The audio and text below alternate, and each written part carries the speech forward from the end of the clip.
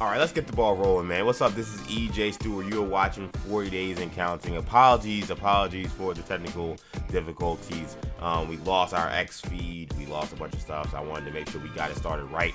And this is going to be a fun show because we got to talk about everything from the NBA's controversial decision to put the Kawhi trade on hold. We got to talk about some pretty interesting comments coming from one Derek Fisher. We're going to talk about AJ Devance's rookie debut with the Washington Wizards in the NBA Summer League. We're going to talk about some X-Men 97. We're going to talk about a show that I don't think I've quite talked about yet. Not one I thought I would. X-Men 97 is one that's expected with your boy and all the interests I love, one of them being, of course, superhero stuff. But I've told you guys that this is going to be one of those shows where anything I'm locked into is going to be brought onto the show if it's involving pop culture. And if you've been following my X feed, been following my threads, I don't think I've done much on Instagram, but definitely on that threads and definitely on X, you will learn that I have somehow been sucked into the world of Love Island. So Love Island is wrapping up, the USA version that's on Peacock. We have a Final Four that's going to be revealed later tonight. There's a finale that's happening on Sunday, and I got thoughts. I got opinions. There was a Family Day episode that dropped yesterday. So we're going to get into everything Love Island as well, shockingly, on this show. Because, again, you never know what's going to happen. Like I always say, this is a sports-centered show, not to be confused with, of course, Sports Center, where, of course, there will be a lot of sports stuff. But there's going to be music stuff. There's going to be reality TV. There's going to be wrestling. There's going to be various different things that I may be interested in that I'll jump on and talk about on this show. So excited to do this. Apologies for the restart. I think I don't know why X doesn't seem to enjoy my intro.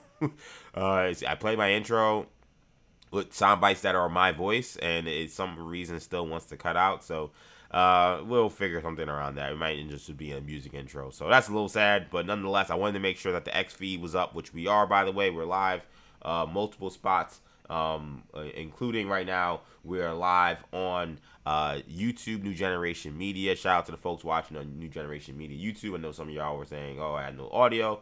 There was a lot going on at the time. So that was why there was no audio, because I was trying to figure out a bunch of things that was happening. But hopefully, if you watch it on YouTube, you see that we're back and you're locked in. We're also live right now on X because I made that adjustment to my intro. So shout out to the folks watching on X. You can follow me there, EJ_Stewart. Of course, YouTube again is New Generation Media. That's the YouTube page. X is EJ_Stewart. Also streaming live right now on Instagram, Action EJ is where you'll find me on Instagram.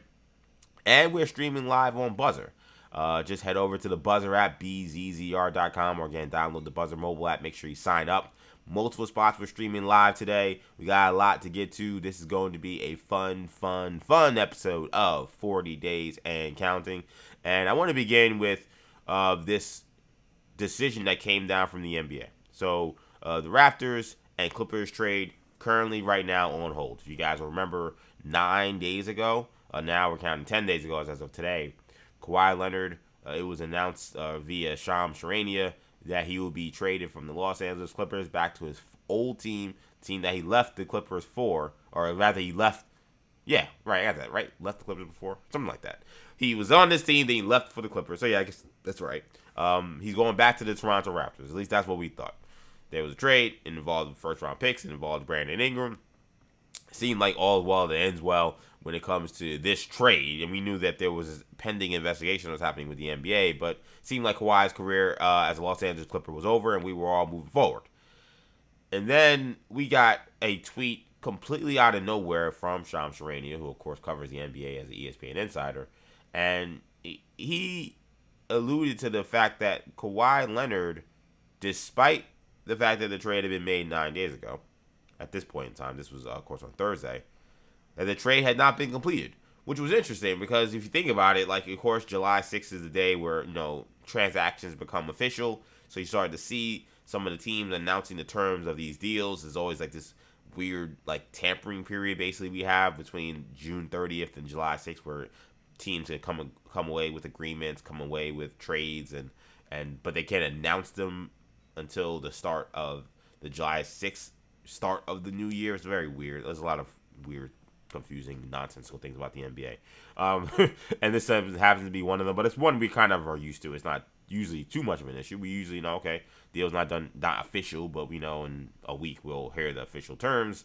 The guys will be introduced with their new teams. There'll be press conferences and all that stuff. So it kind of just, I didn't even think about the fact that it wasn't announced July 6th because it's just usually a foregone conclusion. Kawhi Leonard actually was in Toronto for Kyle Lowry's retirement ceremony. You know, he signed a 1-day contract to retire as a Toronto Raptor. Of course, he won an NBA championship there. He might be their all-time leading scorer. He was there for a long time. So he's one of the, the absolute GOATs for Toronto sports. And Kawhi Leonard, who won a championship with Kyle Lowry, was there. So, again, I think a lot of people said, I think we all just moved on. So, oh, yeah, this is done, and we're just whatever, we're moving forward. But then you got the Shams Charania tweet yesterday saying that actually, not so fast, my friends, as the great Lee Corso would say. This deal is not done yet. This deal is not going to go through until the NBA finishes an investigation. And what I found, and there was a statement that was put out, and actually see if I can read it for you guys.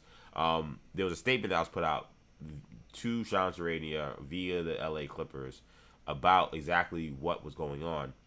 And I'll be honest, I found a lot of this stunning.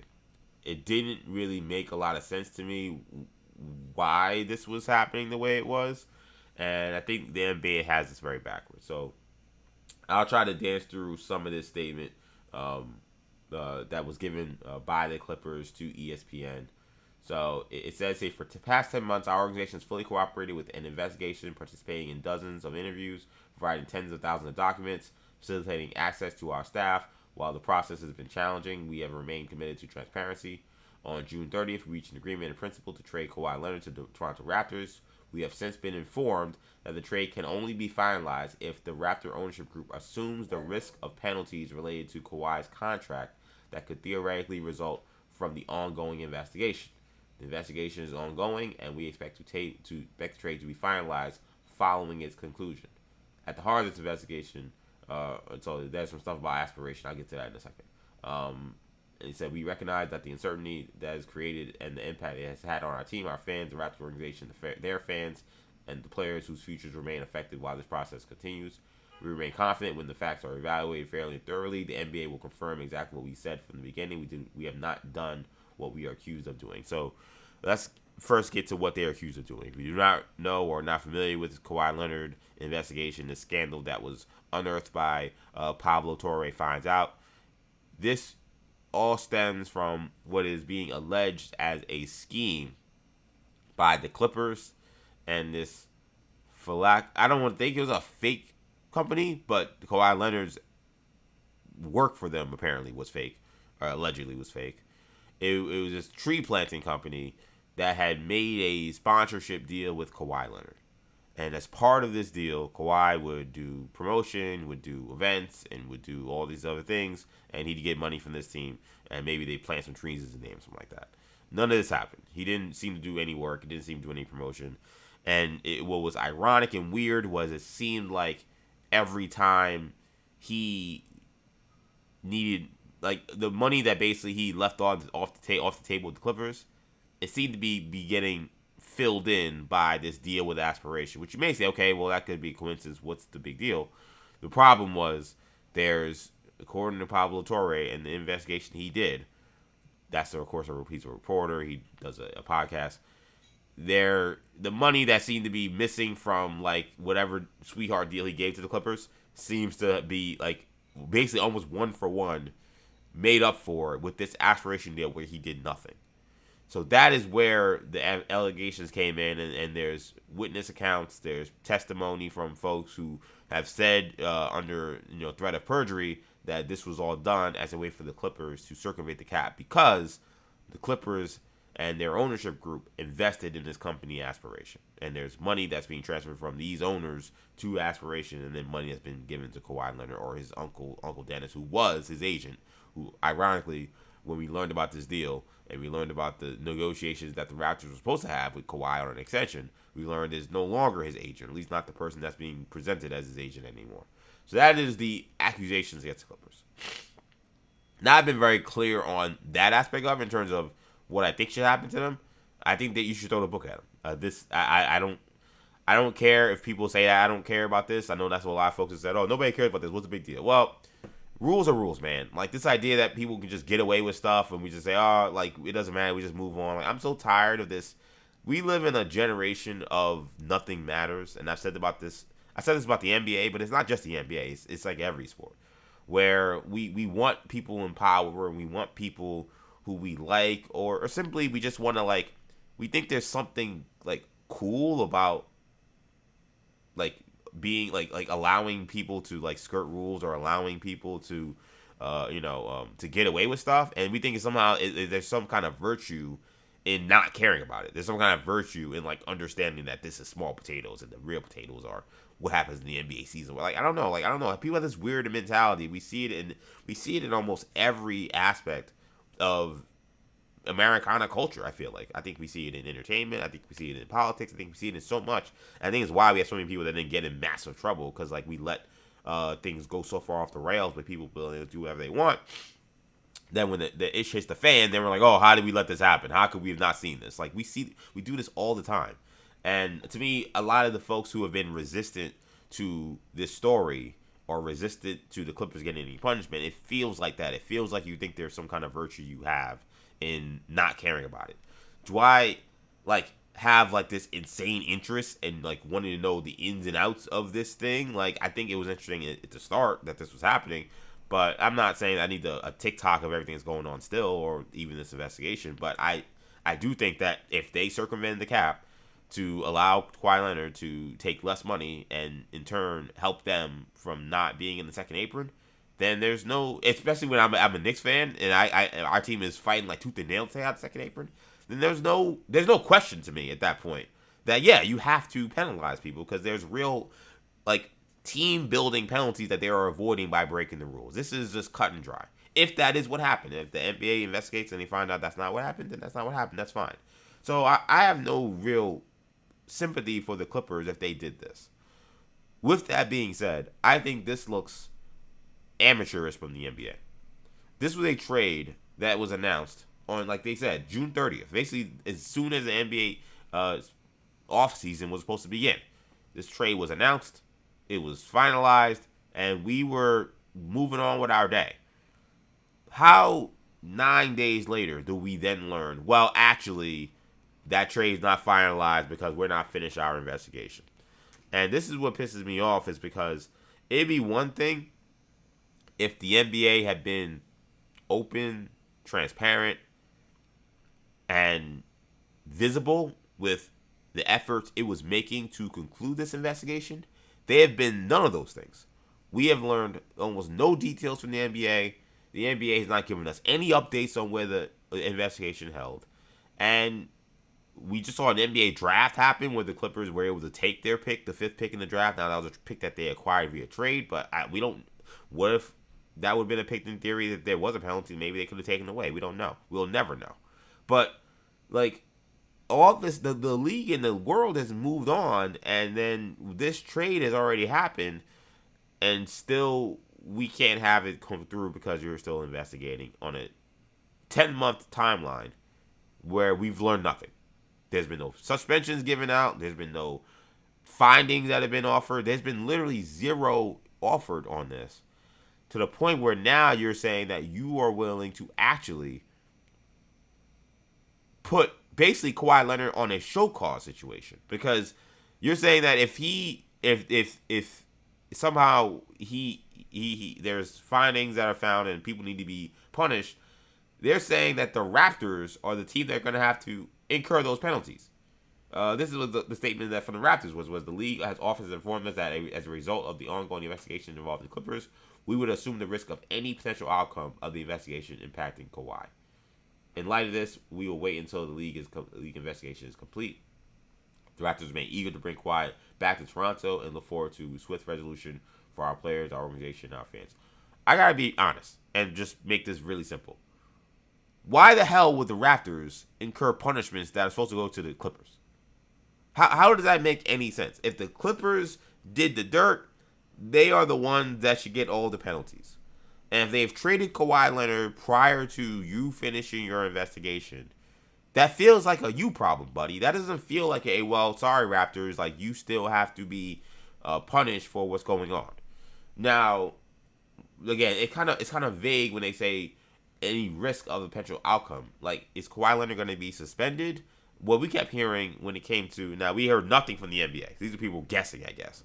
But for people that are who follow the league and are around the league, what we kept hearing was it seemed like the most likely thing would be Kawhi Leonard's contract would be voided. Like, he would be voided and then it would be whatever.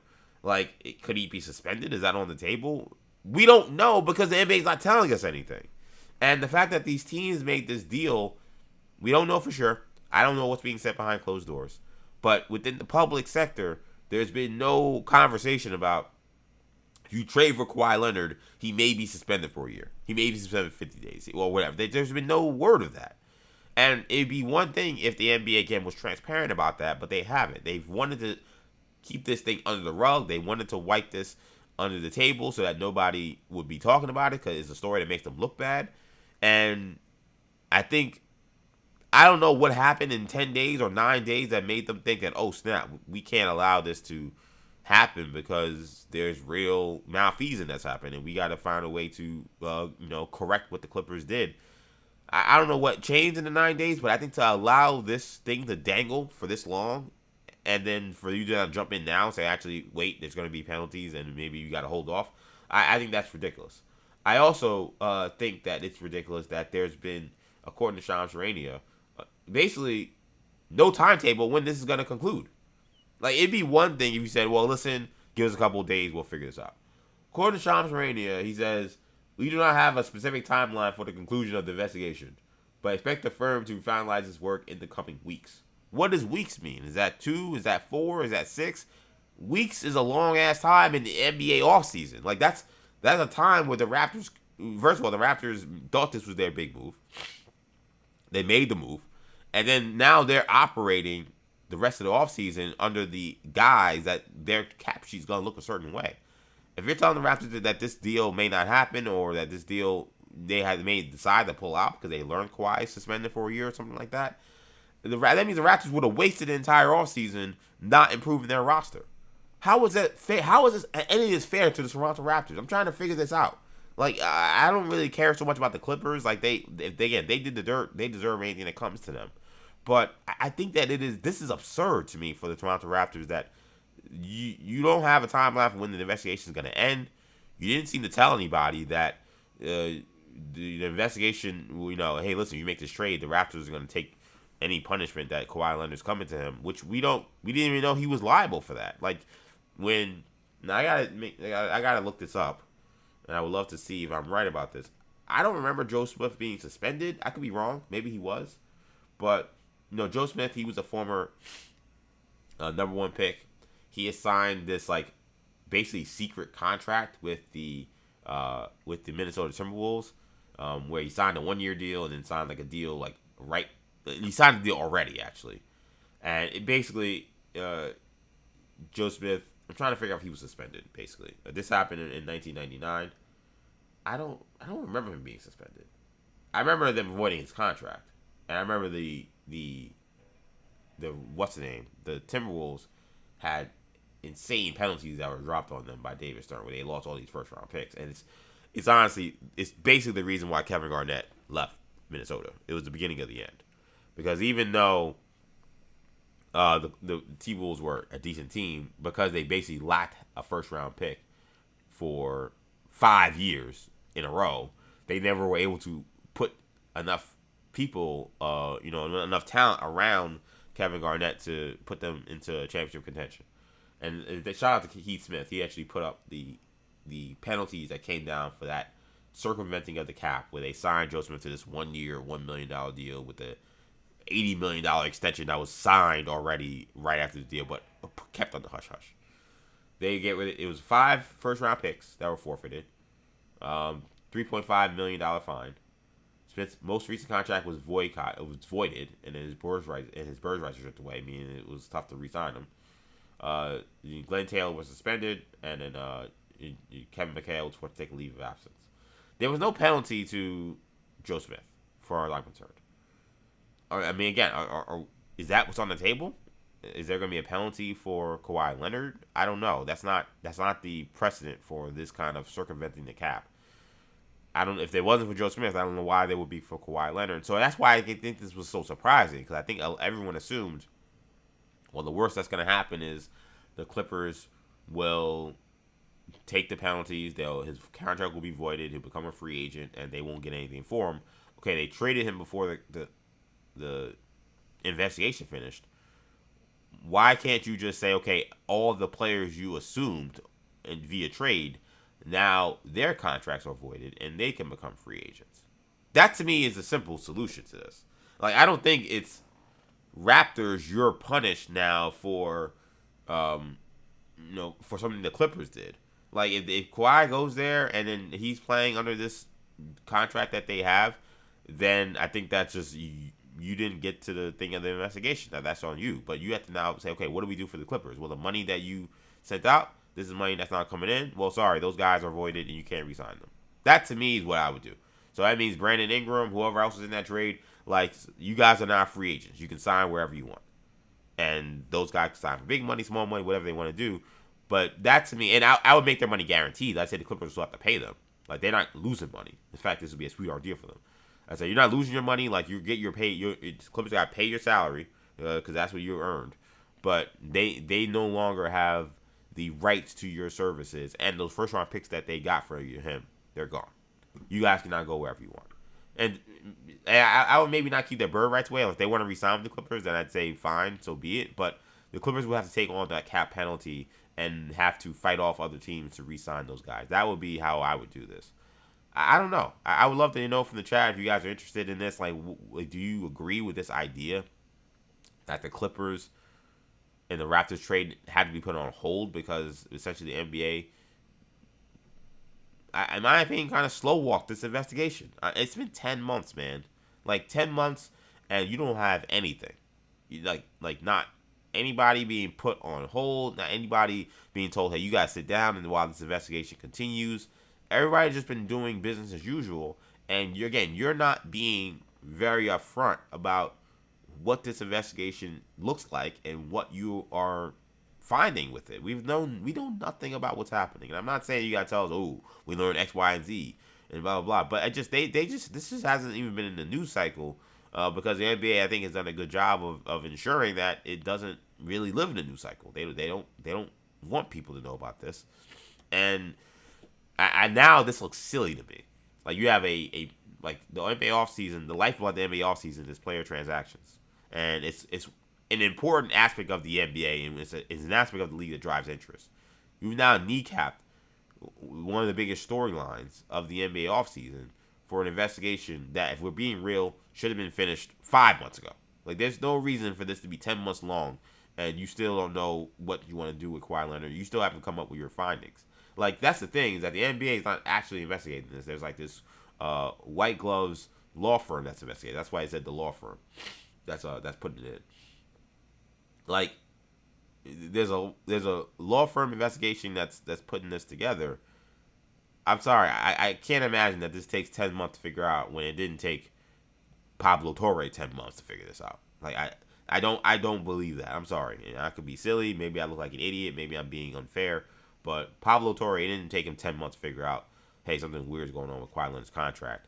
He had all the information, all the documents, his witness testimony. There's all these things that are out there to have at very least began to put into place what the penalties were going to be for the Clippers, or at least an understanding. The fact that the Clippers had no idea that this was happening, the Raptors had no idea. Again, it just looks amateurish. Like, and I don't understand. I don't understand how we're sitting here 10 months later and there's still, I guess, to me, my read on this is this suggests that there's going to be some severe penalties to the Clippers and Kawhi Leonard's contract's going to be voided. That's to me what this is saying. Because if that wasn't on the table, then I don't know why you would come in and stop this. But I can't imagine that you learned this in the last 9 days of a 10-month investigation. Like, that's what doesn't make sense.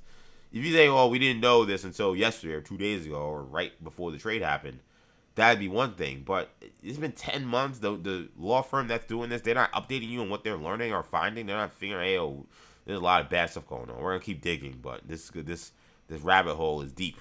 Like, you didn't know that? You allowed him to be traded. And you didn't know that this that you may have to incur severe penalties that would not be able to be really fully enforced if he was traded. He's an old, aging star with a bad contract or expiring contract. You don't think that he would be a trade chip for a team that knows they're about to be crushed potentially with penalties? Like, I don't know. Like, I don't understand this league, man. Like, I love of course I love the NBA. But sometimes the leadership, man, is just leaves a lot to be desired with stuff like this. That was a ridiculous story yesterday. I can't remember the last time I saw a story and it was just befuddled. I'm like, how did we get here? How did we get to the point where Kawhi Leonard is suddenly now he's somehow not on the Raptors. He's still on the Clippers because the Raptors take him on, they take the penalties. And again, I mentioned earlier, it feels like the NBA is essentially show-causing Kawhi Leonard, which is a term we have in college football and college basketball. When a player, or excuse me, a coach, incurs like recruiting violations or some other kind of penalties, they put a show cause on them. Where if that team or any team were to hire this head coach again, that team would incur these severe recruiting penalties for simply just putting this guy back in work. We've seen this with various different, college coaches that have been deemed, ineligible for various different reasons or have broken rules. Art Briles, I think, might have had show cause. There's a bunch of guys that have had these kind of show causes dropped on them. I mean, this is the NBA show causing a player, basically. I mean, I've never thought I would hear that, but it's like, oh, if you even put Kawhi Leonard on your team may be screwed up. And I don't think that's right. I don't think that's right. I don't think that's fair.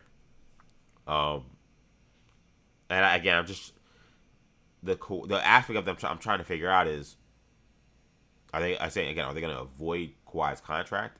Why wouldn't they be able to just re-sign him if that was the case? They should be allowed to do that, considering I don't know. It just doesn't make sense. Are they going to avoid his contract? He's going to be suspended again. Is that on the table? It's the kind of thing you could be suspended for. It's not something I've seen, but it's not a precedent. The NBA can do, I guess, in theory, through the month. It's not a precedent. That'd be new. Is he going to be suspended for these deals that he signed with this thing? I don't know. But I was dumbfounded by this, to be honest. I didn't get it.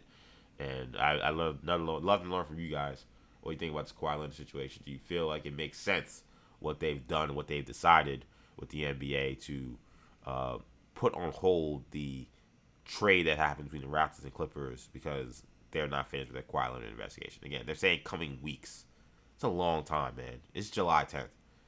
The NBA offseason, outside of LeBron James' decision, which we'll get to in a second, is essentially over. Like the players that have been traded have been traded. Players that have been signed. I'm not saying there can't be another big trade. Like I was at NBA Summer League when the Clippers, it wasn't Clippers. Yeah, it was Clippers. Yeah, the Clippers traded Chris Paul to the Rockets for, or I forgot how it went down. Somehow the Rockets, this wasn't Clippers. This was the Thunder and Rockets. It was the Rockets that traded for Russell Westbrook. That was a big trade. Russell Westbrook got traded from Thunder to the Rockets. Thunder, of course, got Chris Paul. So, and that was probably around this time. So, can a big trade happen at this point? Sure, it definitely can. But it's the deeper we get into July, the less likely there will be more big transactions. So, I think the Raptors are being royally screwed here. Like I cannot emphasize that enough. For something that should have been concluded. I'm sorry, I don't believe 10 months time is appropriate to figure out if the Clippers circumvented the cap. To me, it's very clear as day, and they're going to deny it. So you have to then prove. We don't need a reasonable doubt at this point. You are the law. This isn't the court of law in America. This is the NBA court. So you don't have to prove within reasonable doubt. Does it look like they circumvented the cap? If they did, hammer them and move on. I don't know how 10 months from now we still don't know what the hell happened. It just doesn't make any sense. Let's keep the ball rolling, though. I want to talk about what's going on with the impending free agency of LeBron James. So the latest update is essentially we think that it's 3 teams that are the favorites from everything we've heard. The Cavs, the Heat, 2 of his former teams, and then the Philadelphia 76ers, who are apparently still in this. We saw in the latest thing of Rich Paul making content out of the LeBron James decision, they had Bob Myers, who is basically a CEO, president of Josh Harris's sports ownership group, and therefore like an advisor to all of the teams that Josh Harris owns, which means that he gets involved with the Sixers stuff, and he is involved in hiring Mike Yancey. And the word has been he's been deeper involved with the team's operations. How deep, I don't know, but that has been the rumor, that he's been more involved than maybe he was in the past with what's going on with the Sixers moving forward. So what we know the latest is that this is from Dave McMenamin and Shams Charania, is as LeBron's free agency decision stretches into the second week, some teams interested in him joining have had an opportunity to pitch the former four-time champion indirectly. Sources told ESPN Shams Charania Tuesday that Rich Paul's agent and the CEO of Clutch Sports has facilitated team executives in selling their vision to him by sending a voice note for James via Paul. Voice note. Okay, whatever, man. I don't know. I don't know why he's doing this too cool for school thing. I said before, like I said this on Orange and Blue Bloods. I don't know if you guys are listening. By the way, I have a Knicks podcast, Orange and Blue Bloods. Make sure you check that out. Knicks podcast. Drop a couple episodes every week. There'll probably one dropping later today or tomorrow about the Knicks offseason. They just signed Jordan Clarkson, which I thought was an important move. But I heard this and I was like, I don't know, man. Like, if I'm a team trying to win a championship and the player I'm trying to talk to, like, is not only is he not making himself available to simply have a face-to-face talk, like call on the phone, he seems to be almost resistant to it, and he's making me actually literally go through hoops to reach him. I don't know.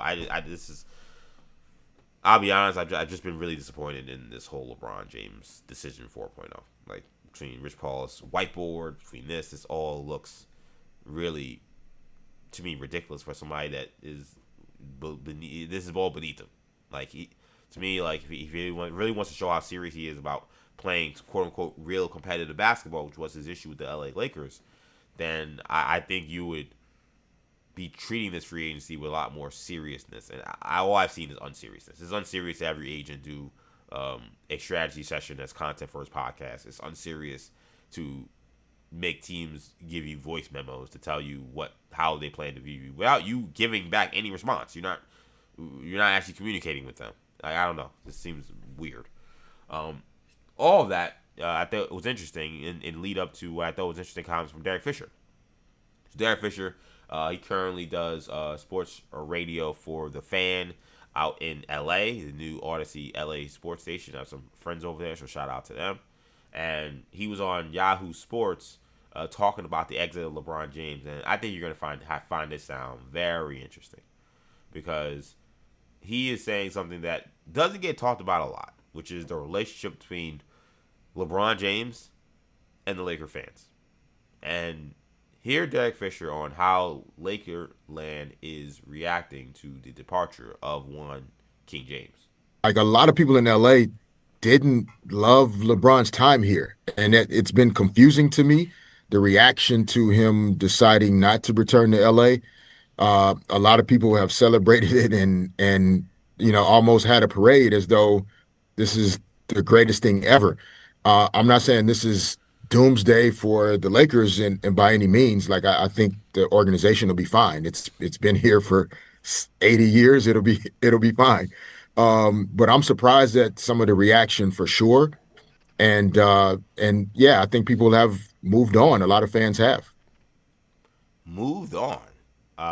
Those are big words. He said some people were celebrating. It's like they wanted to throw a parade when LeBron James left.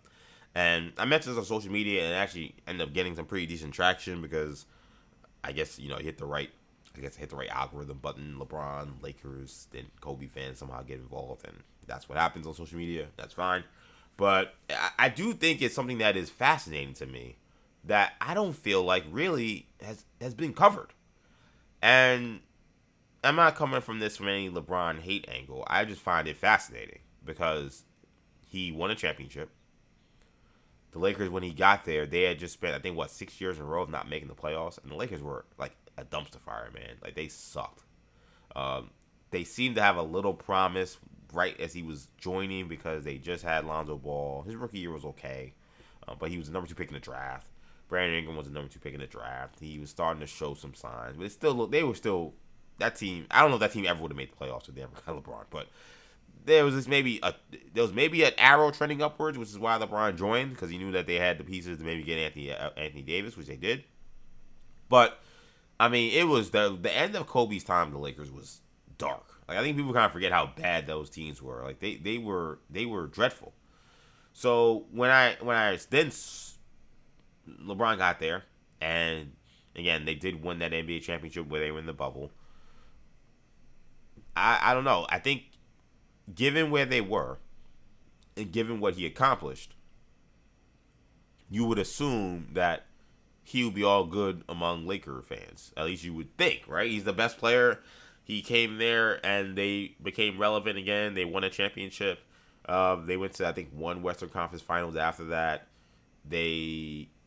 What else? I mean, I guess they've had a couple of first round exits for sure. They haven't been a perennial championship caliber team, but they've been part of the story again in the NBA in a way in which they weren't when LeBron wasn't there.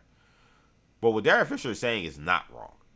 And it's funny when I saw the people who actually were bashing Derek Fisher for saying this, because they're just blind LeBron acolytes.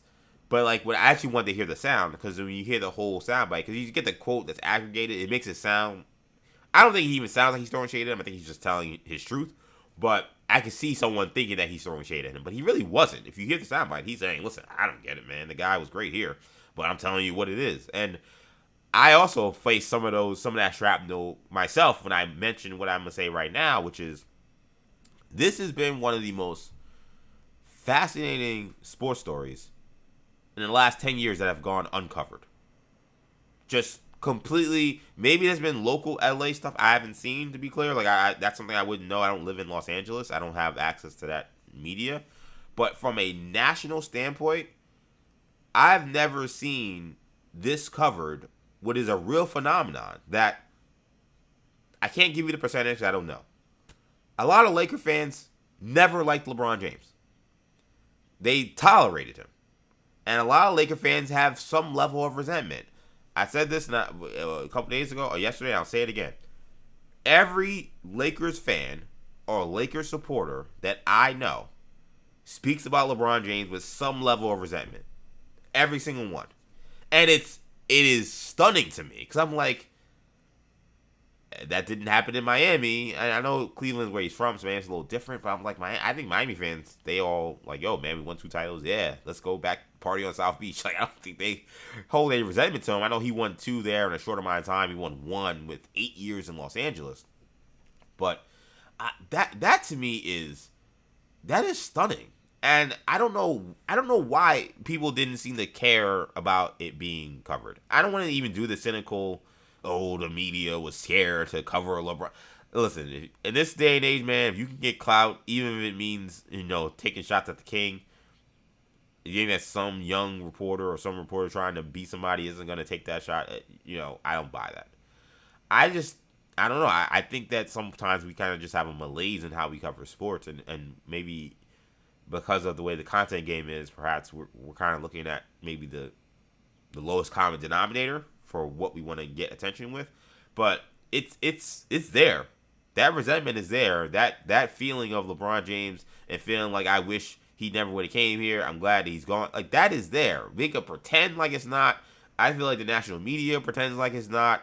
And they pretend like everybody, kiss the feet LeBron walks on. And in the city that he played for 8 years, it's the longest he played with any city for one stretch of time. A lot of people couldn't stand him.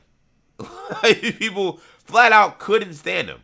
And again, I can't put a percentage. I'm not saying it's 100% at all, because I know a lot of Laker fans, I think they kind of misread my tweet. They're like, "Oh, like that's not all Laker fans." I said the Laker fans I know. That's not every Laker fan, but it's the Laker fans I know. It's the people I see on social media. It's a narrative that I've seen I'm not even call it a narrative, but a narrative suggests something that is being pushed that's not true. It is just a sentiment that is real, and I think it's now the question I guess becomes: is it fair? Is it fair to LeBron for him to have this resentment? I don't think it is. I think resentment is harsh. He's a diva. Like the reality is, he's a diva. So that means like when you sign up for LeBron James, you get a lot of clutch sports nonsense. You get a lot of Rich Paul spin. You get a lot of things that I don't think the Lakers have been allergic to. Like I mean, they've had big stars that have basically beefed between Shaq and Kobe. Like they've had their scandals, right? Magic Johnson requested a trade. Like they've had this stuff. They've had divas. They've had to work around certain situations, certain interesting characters. But there's something about him that has made it different. And at the end of the day, I think when you look at the macro of it, is it fair? It's like, listen, I know maybe there was an expectation of him to win a lot more, but he won one championship. He can't control that. It was in the bubble. He did win it, and you guys went from being a losing team to a winning team. So why the animosity? Why can't you say, hey, happy trails, good luck, move forward? But what I will say, to defend the Lakers fans a little bit who have this level of resentment, is I do think there's a lot of nonsense that you had to put up with LeBron that I think that turns people off after a certain point in time. That is the clutch sports. That is the Rich Paul dynamic. And I think that the truth of the matter is the Lakers are like the Yankees of the NBA. And maybe it doesn't make sense. I saw, shout out to Sam Quinn. I'd love to get Sam Quinn on the show from CBS Sports. I think he's, I've said this before, I think on 4 Years and Counting. One thing that I love about Sam Quinn, and I only shout out people that I really respect in this game, even if I don't know them. I don't know him personally, but we follow each other. But that's the most I know him. One thing I love about Sam Quinn is that he don't care. Like, there's some people where it feels like they're cultivating takes for engagement. That is a dude I never feel is doing that. But he just puts his stuff out there. If you don't agree with him, you don't agree with him. But he's going to say how he felt. And I thought he had an interesting look at it where I want to pull up his tweet actually so I can actually get his words exactly what he said. But when I posted this, he quote tweeted kind of my question, which was why is this? Like what is going on? He said Laker fans grew accustomed to a degree of success that is no longer realistic, especially given how poorly the franchise has been run. One championship is a disappointment relative to their outdated expectations. Over time, they'll recalibrate and appreciate what he did more. That is interesting. I see Big Friendly in the chat. I want to get him up here and get some of his comments up here. But I don't think he's wrong. I think that's not. I don't think that's an unfair assessment. Is that essentially the Laker fan? I mean, if you're a Laker fan, think about it. If you grew up with the Lakers of the '80s, you watch your team go to the finals 8 of 10 years in one decade. 8 of the 10 years you were in the NBA Finals. You won the Western Conference. A sustained excellence that is just insane, right? Okay, the 90s were a little rough, but eventually you get to the turn of the new millennium, and Shaq and Kobe win 3 straight titles. And then, okay, you got a little bit of a down period after Shaq leaves, but then Shaq leaves, and then Pau Gasol comes in, and then you go to the NBA Finals, and then you win 2 NBA championships. You go to the finals 3 years in a row. So I just think the reality is for Laker fans, for whatever aggravation they felt with LeBron James and the diva aspects of him, there was enough winning to overcome that aggravation. If LeBron James wins 4 titles, I think that he's fine in Lakerland. If he wins 3, to be honest, more than 1. I think 1 is tough. Like 1, Jerry West, I guess, has 1. Will Chamberlain has 1 with the Lakers. Like, those guys are considered Laker legends, but it's different with Jerry West. He was a guy who was drafted by the Lakers, and he was bumping into Bill Russell and the Celtics every year. And then, Will Chamberlain is like, I don't know, he's like basketball's Paul Bunyan. Like, I don't think anybody can have a negative opinion on Will Chamberlain. So, like, those guys, I guess, are just different. But with LeBron and so much of the conversation with him and where he stacks among the greatest of all time, he is the greatest of all time. I think for the Laker fans, whether it's fair to judge him at the end of his career, which is what you had with him, whether it's fair to judge him based on the management team that they had with Rob Pelinka, whatever the case may be, I think for Laker fans, you running around saying that you're the greatest of all time and you win one title, I think they look at you funny. I think that's just the reality. Is they're saying that you can say you're the greatest, but when you came here with the most pressure and the biggest expectations on the biggest spotlight you could play in the NBA, you only delivered one title. That I think is something that sticks with them, and I think that's something that I don't know if it's necessarily that part of it is unfair. Like I think it may be unfair to have resentment towards him, but to hold him to a higher standard, to an expectation that he was going to win a lot more here, given his status as arguably the GOAT. I don't think that that's unfair. So that part of it I do understand. It's just the resentment part is interesting to me. A lot of Laker fans and some LeBron fans. It's hard on social media to. It's like it's just white noise some of the stuff. So I'm trying to decipher who is what, and the response I'm getting. They were very interesting responses. Even the people who were mad at me, I promise I was interested in all of them. But from what I can gather, some Laker fans and also LeBron fans also wanted to point out that a lot of this stems from people who have not moved on from Kobe Bryant. And I thought one commenter had a good point about how I don't know if the NBA did this per se, but I just think fans by nature did this on their own. Was that LeBron and Kobe were kind of put forth as rivals. There was no NBA championship. There seemed to be no real actual words or moments of animosity between the two guys. I'm sure Kobe Bryant said crazy about LeBron James. He's Kobe. It would stun me if Kobe, off the record or behind closed doors or in a workout, isn't MFing LeBron James left and right because he's just a maniac. But publicly, he always been very complimentary of LeBron James and vice versa.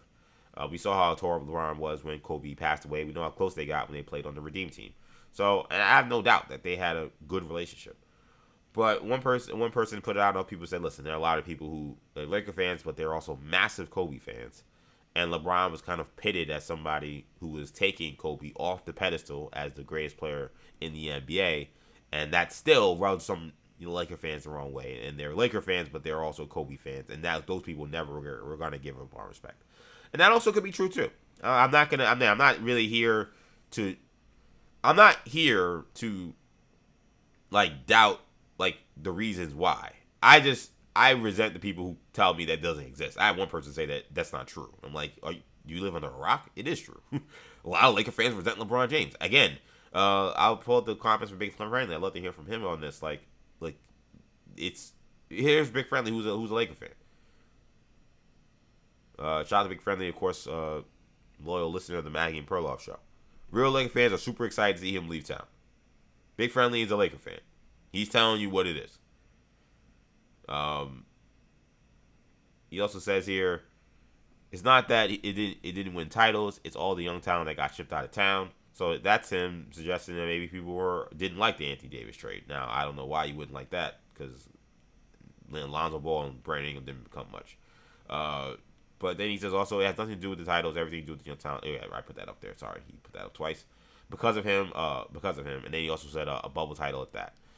So again, I mean, this is the sentiment that gets said. Again, there are a lot of people, some of the LeBron's fans, or even some non-LeBron fans, just regular NBA fans, who say that Laker Nation is. I'll be honest, Big Friendly. What they tell you is that you guys sound ungrateful. That's what they say. Again, I think it's a lot more complicated than that. I think the level of resentment is harsh. I'm being real. I think the resent him is harsh. I think to feel like you weren't that impressed or feel like, okay, whatever, I'm fine, let's move on. That part of it, I because you're the Lakers, I understand. Listen, I'm a Knicks fan. So if a guy won me one title, he'd be good with me for the rest of my life. I don't know. I know I just made a comment about Mitchell Robinson on the last show, wondering if they give him a standing ovation. And I don't know if I'm giving him a standing ovation when Boston comes to New York. But I'm always still going to love Mitchell Robinson. I'm going to hate what he did. But he won me a title. I've never seen an NBA championship before. If you're someone like Big Friendly or some of these Laker fans who have seen 7, 8 titles in their lifetime, at a certain point, maybe, it doesn't really move you. Maybe you've seen 10, 12. Again, if you lived through the 80s, you saw 5 Magic titles, and you saw 5 Kobe titles.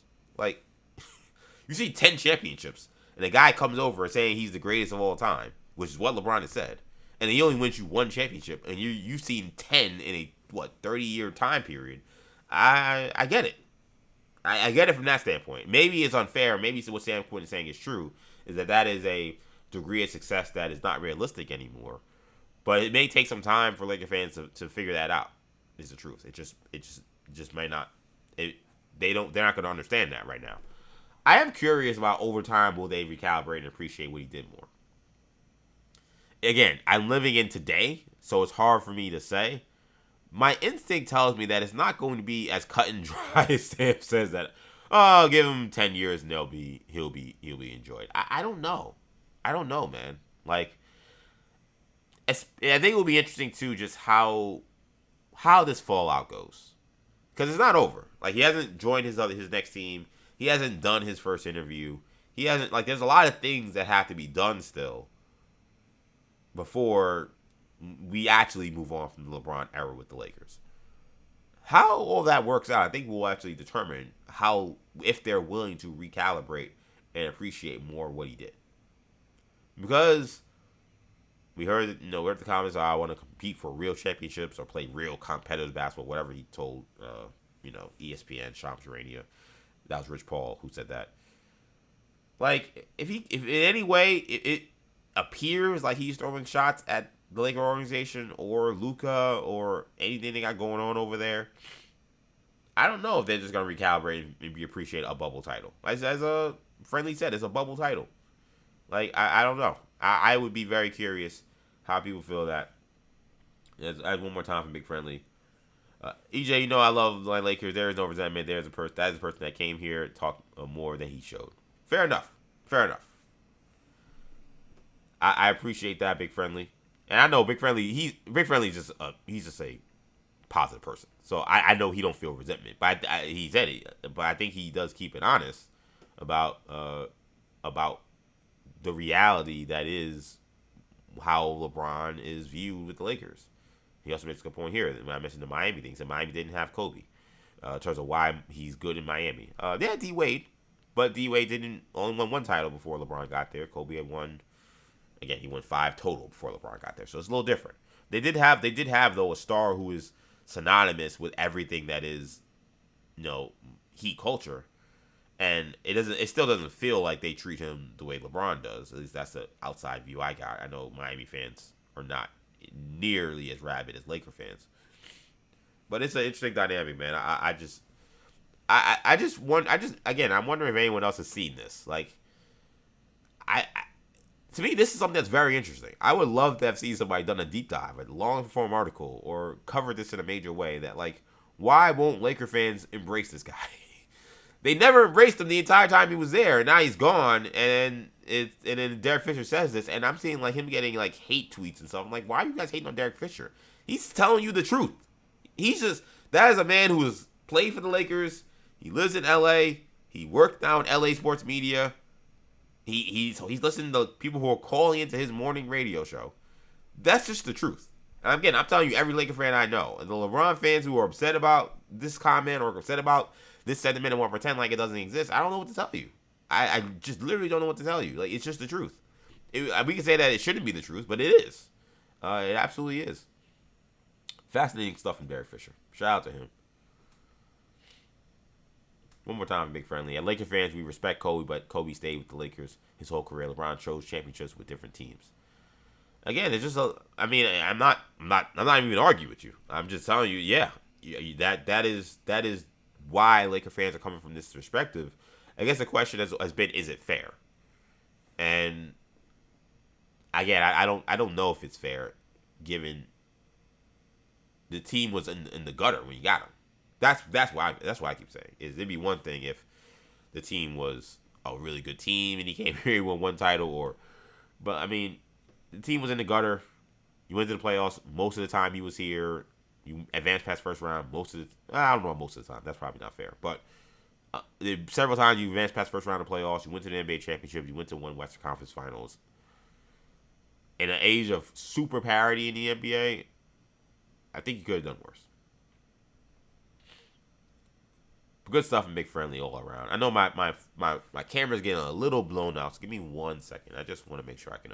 I want to adjust the exposure. Just give me 1 second. I'm right here.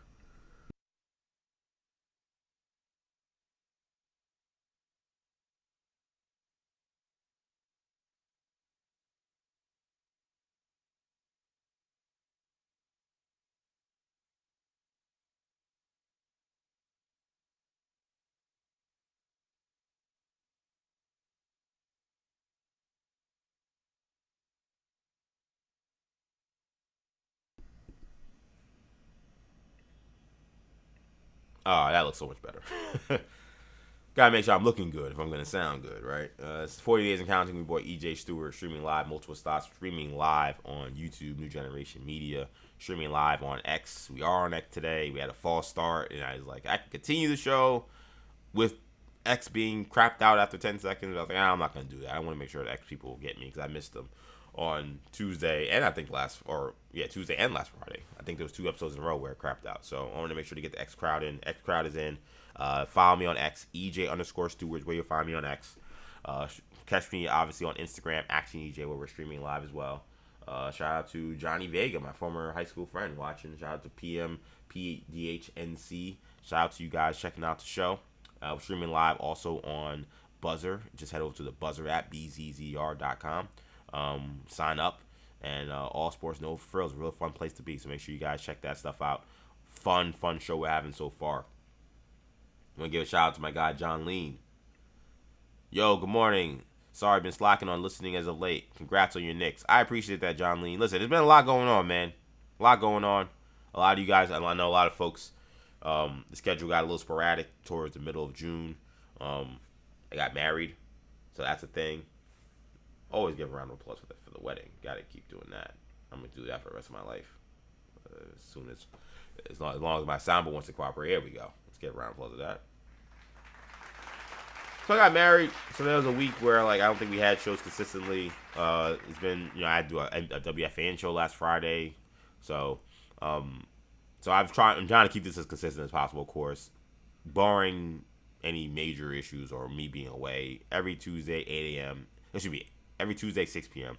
Every Friday 8 a.m. Of course, all episodes get podcasted, so you can check it out on the New Generation Podcast Network podcast feed. All episodes of 48 Count get posted on there. And thank you to my Knicks. Yes, congrats to the Knicks. Thank you to my Knicks. They did win an NBA championship. That is something that is still awesome to see. That was one of the funny things too. Is when you hear because I posted this conversation about LeBron James. I posted a tweet about it. About how I think it's interesting. Nobody covers this. And then on Instagram and Twitter, I posted a much more scathing video about LeBron James, which was me never wanting him to be a Knick because of all the antics I saw from my guy, from Rich Paul. I almost called him my guy. I don't know why. I saw from Rich Paul, I said, I don't want this guy to be a Knick. And it was funny to see the people that are like, oh, well, you're just mad, or oh, you're just a salty, whatever. I'm like, I'm a champion. I don't know what you're talking about. I don't know why you would think that I care at all about wanting to get one up on LeBron at this point. I'm petty. Yeah, I don't like the way he does the stuff he used to say about the Knicks and all that stuff. But there's these people that are somehow trying to there was I realized it's almost my dad would use this reference. I use the reference a lot too. The movie The Last Dragon, when Bruce Leroy realized at the end that he's the master and he has the glow, and he's able to take out Sho'nuff, and all the things Sho'nuff was doing to beat him up didn't work. That's kind of how I feel as a Knicks fan when people try to throw the same kind of darts at you for commentary you have. It's oh, well, you're just a salty Knicks fan. I'm excuse me, I'm a champion. I don't know what you're talking. Nothing you say at all is going to impact how I feel at this point in time. And all your little games about, oh, you'd be lucky to have LeBron. I'm not really. It doesn't really matter. I'm already a champion. What are you talking about? There's nothing you can say anymore about my fandom that you can use as a weapon against me, which is very, very glorious. I'm again, as someone who's a Mets fan, if you've seen the Mets season, you know how that's going, and a Jets fan, and has been a Knicks fan obviously all this time. That is something that gets weaponized against you regularly. Some people will say you don't have a right to talk about championship level sports because you root for those teams. And with the Knicks, they've been trying to use those same like moves against me. And I feel like I have the glow where I'm just like, what? I'm a champion. Like, I don't care about your stand-up for LeBron James. That has nothing to do with me. Like, I'm gonna say what I gotta say, and all you gotta say is tough stuff. You gotta just take it. There's a time where you could just dismiss Knicks fans and get your LOL Knicks off, and people can't do that anymore. So it's an absolutely glorious time to be a Knicks fan. So thank you, John Lean, for the congrats on Knicks winning a title, because that is something that it continues to be fruitful in ways that I don't even know. Like, I didn't even realize. And, like, it's funny because a lot of Knicks fans are in my mentions now because they follow me with Orange and Blue Bloods and stuff. Like, I don't even got to say stuff. They're just doing it for me. Because everybody's like, what are you talking about, idiot? The Knicks won a championship. Like, he doesn't care about LeBron James. So, shout out to John Lee. Also, John Lee says, congrats on the wedding. You guys look awesome. Extremely happy. Thank you, John Lee. Yeah, wedding, man. Wedding was so fun. Wedding was fun. I got a shout out. I got a shout out. And I want you guys, if you guys are looking for tuxes, a lot of people have talked about how much they enjoyed or they liked how my tux looked. And I got to give a major shout out, I haven't already, to Styled by DM. That is the Instagram account that I followed. You know, I was looking for wedding tuxes a while ago. And, you know how the algorithm goes. You search for a couple of things too much, then all your algorithm feeds and ads are just things for tuxes. So I guess on Instagram, I was looking at various different tux styles and stuff, and at a certain point, they decided, hey, why don't you just, I don't know, find like a guy, and they started sending me people just on my algorithm that I wasn't following, and Style by DM is his Instagram, and I saw this designer, his name is Daniel, custom designer, and he just had just magnificent designs, I thought, on tuxes, and I said, man, I was thinking I want to do something simple, but the more I started thinking about what the possibilities were, I was like, I don't know, I would love to really do something that pops, you know. I knew I really wanted lavender and purple to be an aspect of my tux, and they did a phenomenal job. So for the fellas watching the show, if you ever want custom suits, because he does custom suits, he does a lot of custom shirts, he does all different stuff. Style by DM, make sure you follow him because he's the man. He did a number on this tux. I want to see, maybe I can pull up a picture. Let me see, so you guys can see for yourself how I looked on my wedding day. And Andrea, I mean, her dress was just stunning. I mean, she's a beautiful woman, and I'm very lucky, of course, to be married to her. So I'm gonna show you guys. This was I actually realized I didn't do like a wedding picture thing on 40 Days of Captain. I probably should have. Let's see if I can. This will come up. Share my screen now. There you go. Who did not see us on wedding day, or see the pictures yet, or don't follow me on social media. Again, make sure you follow me on Instagram, MaxNJ. Shout out to our photographer Tia. She did an incredible job as well. So that's me. That's our walking down the aisle after saying the I do's. Let's see what else we got here. We got there's another picture of us. Again, Andrea looking absolutely stunning, as she always does. And there's another one. There's us with the birthday cake. Oh, not birthday cake, jeez. The wedding cake, I'm sorry.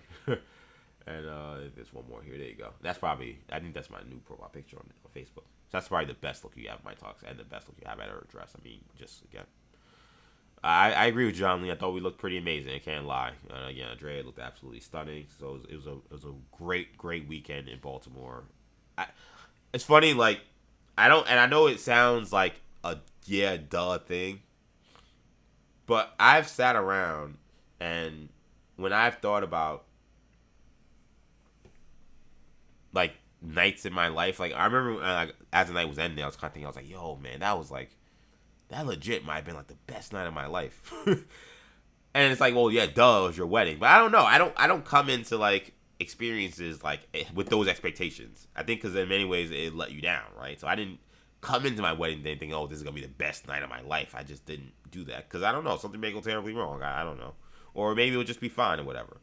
But like this was legit. I was like, yo, this is legit. Like, if not the best, one of the best nights of my life. Like, I just had so much fun. Our DJ Blackout was incredible. The people that showed up, friends, family, they all were awesome. Like, everyone was just really cool, man. It just was a really fun thing. Actually, now that I'm here, I'm gonna see if I can get one more one more thing for you guys on the wedding, which I think you guys will love. Because why wouldn't you? Let's see if I can find it. Because I don't have it. I don't have a. I need to get a picture that's just given to me so I can just have it and that be it. Yep, I got it here. But it is posted on social. So for y'all who are fans who followed me for my journey that began at Infinity Sports Network, I think you guys will love this picture. So let's put this one up here. Look at that. Look at those people. So you got my guy Manny Rodriguez was in the house. Maggie Gray was in the house. Stu Kovacs, a former producer for Maggie and Pearl off when they were in the afternoons.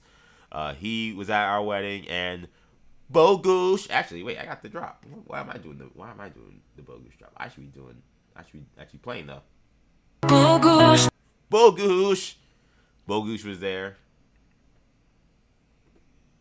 I'm trying to play one more time, but it doesn't want to play because I guess. Bogush. There you go. Bogush was there. Maggie was there. Stu was there. Manny was there. No, this was a fun time. It was great to see. It was great to see my friends all pull up and Wah. It's great to see them all come and have a good time. Again, it was an absolute blast. Again, it may sound like a duh moment, but the fact that I can say that was legitimately one of the best times of my life, and I'm happy that my friends were there. Obviously, my family showed up in a big way. Andreas' family showed up in a big way. We just had an awesome time. So, much thanks to you guys. Shout out to Lucky G. I know Lucky G. I think you were trying to watch the first stream that didn't go well, so I'm glad you stuck around. Beautiful, beautiful couple. I agree. Definitely beautiful on the other side for sure, on the Andreas side. But appreciate the kind words. John Lean also loving the drop. Great job, any DMB for Bogush. No Dave Matthews was played. Sorry to Bogush. We did not have Dave Matthews on our playlist that we gave to our DJ. DJ did a great job, but we did not have any Dave Matthews on the list, so Dave Matthews did not get played. He seemed to be having fun though. I think he got by, regardless of the lack of DMB. Shout out to his wife Katie too. We got to meet Katie. That was a fun time as well. She's phenomenal. Just really, really cool woman. Really cool person to hang out with. So we had a lot of fun, man. Love Big Friendly Ryan us. That's 411, not Bogush. Yes, that is 411, as we know. But no, Bogush was great. The Yankees equally suck as much as the Mets, and I can't say a word. Yeah, fortunately the Yankees don't equally suck. Bogush. They suck way worse. They suck way worse than the Yankees. The Yankees haven't been playing great. They're starting to turn around a little bit, but they're not playing great. But we can't even say that they equally suck. And again, of course, my guy Manny was there, which was great. Shout out to Wah. Always great to have the crew there. So we had a lot of fun, man. Wedding night was just 10 out of 10, no notes. Fun stuff. I'm sure the people, again, who watched the Maggie and Perloff show enjoyed seeing the crew back together. No Pearl. Pearl could not make it, but Pearl was very generous in his appreciation and regards, and just saying, family stuff came up, so he wasn't able to make it. But it was great to have so much of the crew there. We had an absolute blast. Let's keep the ball rolling on the show. We still got a lot more to get to, man. AJ Devanson was awesome last night. The NBA number 1 overall pick in this past NBA draft just a couple weeks ago. Made his debut at the Las Vegas Summer League, and he showed out, man. 27 points, 7-16 from the field. He wasn't able to hit the 3-ball. I think that's one of the things that will continue to be the question about his career, or a question about his ceiling is, will he ever become a knockdown shooter? He's pretty good in the mid-range, but the deep ball is a little hit or miss. Again, streaky's best way to put him, or average. Didn't make the threes, but, I mean, you just saw the athleticism just jumping off the screen. Is why I thought he should have been the number 1 pick. Is why I thought he was the best player in college basketball. Is why I never moved, even when a lot of the momentum started moving towards Darren Peterson because of his shot making. Why I didn't move off of, to me, AJ Devanson being the best player in this draft. The guy is legit 6'8", 6'9". He's long, athletic, can handle the rock, tough finishing at the rim, and has a mid-range game. I think that the jump shot will improve, and I think he will end up being a good enough shooter. You watched him yesterday, and you see, it's funny to see the rookies in Summer League. You don't want to go crazy. Darren Peterson Didn't shoot the ball well in this game, but he did score, I think, 24 points in this one. It's funny to see, though, like, these rookies have their up and down games, and Debanza may certainly have them. He plays again on Sunday, but see these up and down games, I don't know what to expect from them, and Debanza, like, okay, this first game, how does he do? And you just see him just like automatically look like an alpha. Like immediately he gets on the court, you're like, oh, this guy is different than all the other guys I've been watching, including Darren Peterson, as great as he's been. I thought Darren Peterson has been. I thought Darren Peterson has been awesome in this summer league for this game, obviously, and maybe he's feeling a little tired leg, so I don't want to be too harsh on the 6 for 18 performance. But man, AJ Debanza was money, absolutely money. And Wizards fans, I don't know, it's been a dark existence for a lot of your existence, from the Bullets to the Wizards, but in a draft that was generational, arguably, in a draft that has multiple talents, I think you got one of the gems, man. And I don't love the Trae Young contract. It does. I saw this morning, I did see that Anthony Davis is expected to remain with the Washington Wizards. I know Rich Paul said that on his latest podcast, that Anthony Davis is not going anywhere. It seemed like maybe he was looking to see if there was an opportunity to go elsewhere. I know the Warriors apparently were interested, but of course, it takes two to tango. His leverage is minimal. I'll be curious if they sign him to an extension, because that to me would be a little silly. Like the Trae Young extension was silly enough. I think to sign a 33-year-old injury-prone guy to a max extension would be just insane. But I don't know. The Wizards already made one stupid move. They could make another one. But the fact that they gotten Anthony Davis committed, however they did that, I think is still a good thing at the very least for this season. I think that now you come into the season with the Wizards, AJ Debanza looks like he could be the guy in the driver's seat for Rookie of the Year. You do have Trae Young, who is an all-star caliber guard. And you got Anthony Davis. We know health is a huge issue, but if he is healthy, he is one of the best bigs in the NBA. Wizards become a little interesting next year. They're one of the teams I'm definitely going to want to follow and we're going to watch and see how this thing goes. We have no idea if Brian Keefe can coach. Brian Keefe has been basically asked to produce games of purpose for the last 2+ years, so this will be the first year where he's actually asked to win, so I'll be curious what kind of coach he is, and we're going to learn a lot about him this season. But, Trey Johnson also had a really good game in this one. I think he had 20. I think he ended up leading everybody in scoring. He was, and I like Trey Johnson coming out of Texas. So you got Johnson, you got Debanza, you got Sarr. Now you got two all-star caliber guys in Young and in Anthony Davis. It will be interesting to see how it fits. But again, the Washington Wizards team that you could have just ignored for the last few years, I don't think you can ignore anymore. And Debanza, with that performance, I think once again reintroduced himself as somebody that you're gonna have to pay attention to this season. Big Friendly asking, when are you gonna have me as a guest on the show? I'll get you on the show, Big Friendly. The show ain't going nowhere. I know we got to talk Rams. We'll have multiple guests. We've had guests come on the show before, but football season not quite here yet. But eventually we'll get you on, Big Friendly. No worries on that. Shout out to the Big Friendly. Always love having them in the chat. Oh yes, and Lucky, by the way. Yes. So glad to see the whole gang together in honor for your wedding. Yeah, man. Because we were a real squad. We were a real team. We got real friends. That were real bonds that were created. Like what you saw on YouTube and Twitch, or what you listened to on the Odyssey app or your local Odyssey station. That was not like that's not fake, right? You couldn't fake that level of chemistry, that level of family atmosphere. We had a real team. You know what I'm saying? So yeah, seeing the crew together, man, that was fun. It was fun. And really fun to have them all back. And hopefully we can get together at some point soon for dinner or something, because I got to see my peoples, man. It's been a while. But let's keep the ball rolling. I'm really interested in this story. I'm curious what you guys think about this. So, WNBA All-Star vote was recently revealed. And what I found interesting about it was, obviously the players have a certain say in the vote. And when it came to guards, because when you do all-star voting, you do guards and front court people, you got basically an opportunity to vote for the 4 best guards in the WNBA. So I don't know if they do conferences anymore. I think it's just best players. I don't think they care about that.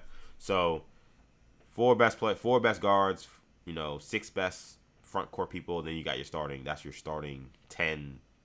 For the WNBA All-Star game. Caitlin Clark ended up being voted 11th in this. Of the WNBA guards, Caitlin Clark was finished 11th in voting. Now, I want to be clear. I want to be fair. This does not mean that people voted Caitlin Clark the 11th best guard in the WNBA. But what it does mean is, of the people that voted, when it came to trying to figure out who the top 4 guards in the WNBA was, she got the 11th most votes out of everybody that plays guard in the WNBA. So it's led to a lot of conversation about how does this happen? Is this another example of Caitlin Clark, derangement or hatred or jealousy, or is much to do about nothing? And I've seen all sides of this, but Candace Parker made some comments. I'm actually going to see, I don't do this often, but I'm going to see, I didn't pull it before the show, but I actually want you guys to hear her, because she is someone who I think when it comes to WNBA basketball, I don't know if there's anybody who has more license to speak on WNBA than Candace Parker. And she saw this and she thought that this was ridiculous. Let's hear from the former WNBA champion and MVP on what she thinks are insecurities that need to be straightened out by some of these WNBA players after Caitlin Clark was voted 11th among guards in WNBA. It's also kind of crazy, I wholeheartedly believe that there needs to be some rules with the WNBA players because this is getting out of hand. Caitlin Clark voted 11th best guard by WNBA players. That's crazy. Kelsey Plum finished 12th in player rank, but she be percolating all over your defense.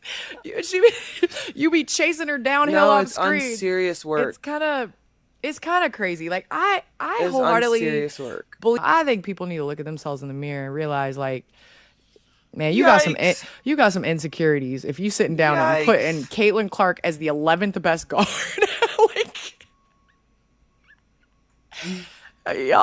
Y'all need to go to a therapist and.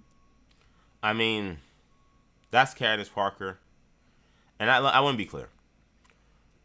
I think the Caitlin Clark dynamic has just become so toxic that it's very hard to talk about this without the toxicity taking over. It's to the point where I think a lot of people don't even like talking about it anymore because it doesn't become fun. I don't really like talking about it as much because it's not fun, right? So I want to be clear in that WNBA players have been subjected to levels of racism, homophobia, hatred that have been completely uncalled for in relation to issues or situations related to Caitlin Clark. Even when WNBA players have been in the wrong, that's not an excuse to, again, spew crazy racist theories, homophobia, transphobia. There's been just a lot of disgusting behavior among fans, commentators, people who have been talking about Caitlin Clark. With that being, so I want to be sensitive to that, and I want people to understand that to criticize WNBA players isn't licensed to go that route. With that being said, I think Candace Parker, is right. Let me be clear.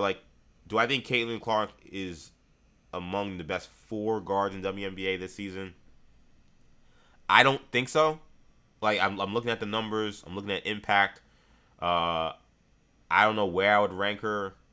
She'd probably be somewhere around 6, probably maybe 7. Is it crazy to say she's top 4? No, I don't think that's crazy. When you look at the fact that she's top 5 in scoring, I believe she leads the WNBA in assists. Right? Yeah, she's the top assist. She leads she's second, only behind Alyssa Thomas, who ironically flagrant fouled her. So she's second in WNBA in assists. She's averaging 20 points a game in 30 minutes. She's shooting 42% from the field. She's shooting 33% from 3. She's a high turnover player. She's averaging 4 turnovers. That's a given for how she plays. She's having a good season.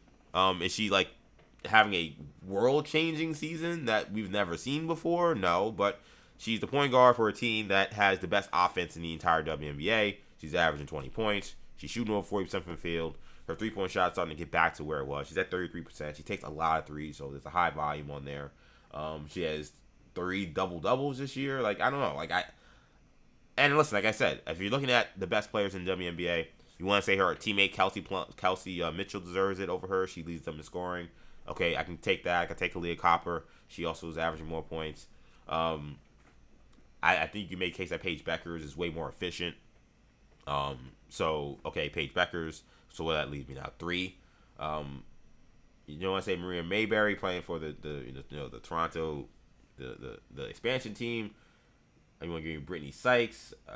Now we're getting to people I feel like it's arguable, right? Like, Alicia Gray's having a great season. Olivia Miles, by the way, you want to talk about rookies coming on the scene. And I've said this before. I've never seen a rookie like this before. If you guys have not watched the Minnesota Lynx play this year, I know, Nafisa Collier, who's been their star player for years, has been out for this season. And Olivia Miles was their number 2 pick overall in the draft. She has stepped in, and she has been just killing it, man. I mean, again, just the high level of skill from this young lady. She's already a star, but she's gonna be a superstar in this league. I've not seen a guard with this kind of game. Sick, just absolutely sick. Having a great season. I guess the point I'm getting at though is, are there other great players in WNBA playing the guard position? Sure. I think to say that the point guard who's leading all guards in assists and is 3rd among all guards in scoring. And efficiency has been fine. Not amazing, but it's been fine enough for someone who takes 15 shots a game and takes 1 million threes. To say that person somehow gets voted 11th when it comes to WNBA voting, it seems silly. It seems really silly. Now, I know less than 50% of the players in WNBA voted. I think they say something around 80 people voted for this. And if you want to, I've seen a lot of folks making what I think are, to be honest, just excuses. They're saying, oh, well, not everybody voted, and they're not saying she's the 11th best player. She just had the 11th most votes. And if you think about it, she doesn't have a case to be a top 4 person. I'm like, okay, whatever. I just think at a certain point, if we continue to talk about Caitlin Clark in a manner that defies logic and reason and reality, I don't think that helps the discourse become less toxic. It's tricky because stepping in one side or stepping in the other side means you're gonna arguably be co-signing or arguably be championing a level of toxicity that you have nothing to do with or want any part of. So it's a very tricky thing. But I think sometimes for people who want to downplay this as a non-story or downplay this as business as usual, I think what you're actually doing is you're actually fanning the flames for the folks who are Caitlin Clark fans, who feel like there's some kind of injustice or some kind of hatred or bias towards this woman, and you're fanning those flames by not being realistic and being true to the reality. There's no excuse for Caitlin Clark to be 11th among guards in the WNBA for All-Star voting. 0. Nada. Zip. None. There's no reason. Her popularity, her game, her stats, the team's record, they're the first, I know they don't really care about conferences, but they're the number 1 team in the East. There's no justification for it. And then when we try to downplay it or try to make it seem like, well, actually there is a justification or whatever, I just think it makes it, all you do is just fan the flames for what is this nonsense. And I think if we want to cool down the temperature of some of the conversations involving Caitlin Clark, we got to be real, we got to be honest. WNBA players who voted for this, they look clownish. They do. They look clownish for doing this. It's an all-star game. I don't have to try to make it bigger than it is. But because it's so small potatoes in the large scheme of things, and it's an all-star game, you would think that the players simply just do what's right. And if you think she's one of the top guards, just vote her. What are we doing here with this 11th among guards? And again, there are a lot of good guards in this league. Sonia Cintron's having a great year. Jackie Young's always been a star in the WNBA. There's a lot of good guards, man. I'm not trying to diss any of these other guards. There are a lot of great players. And you know how much I love the W.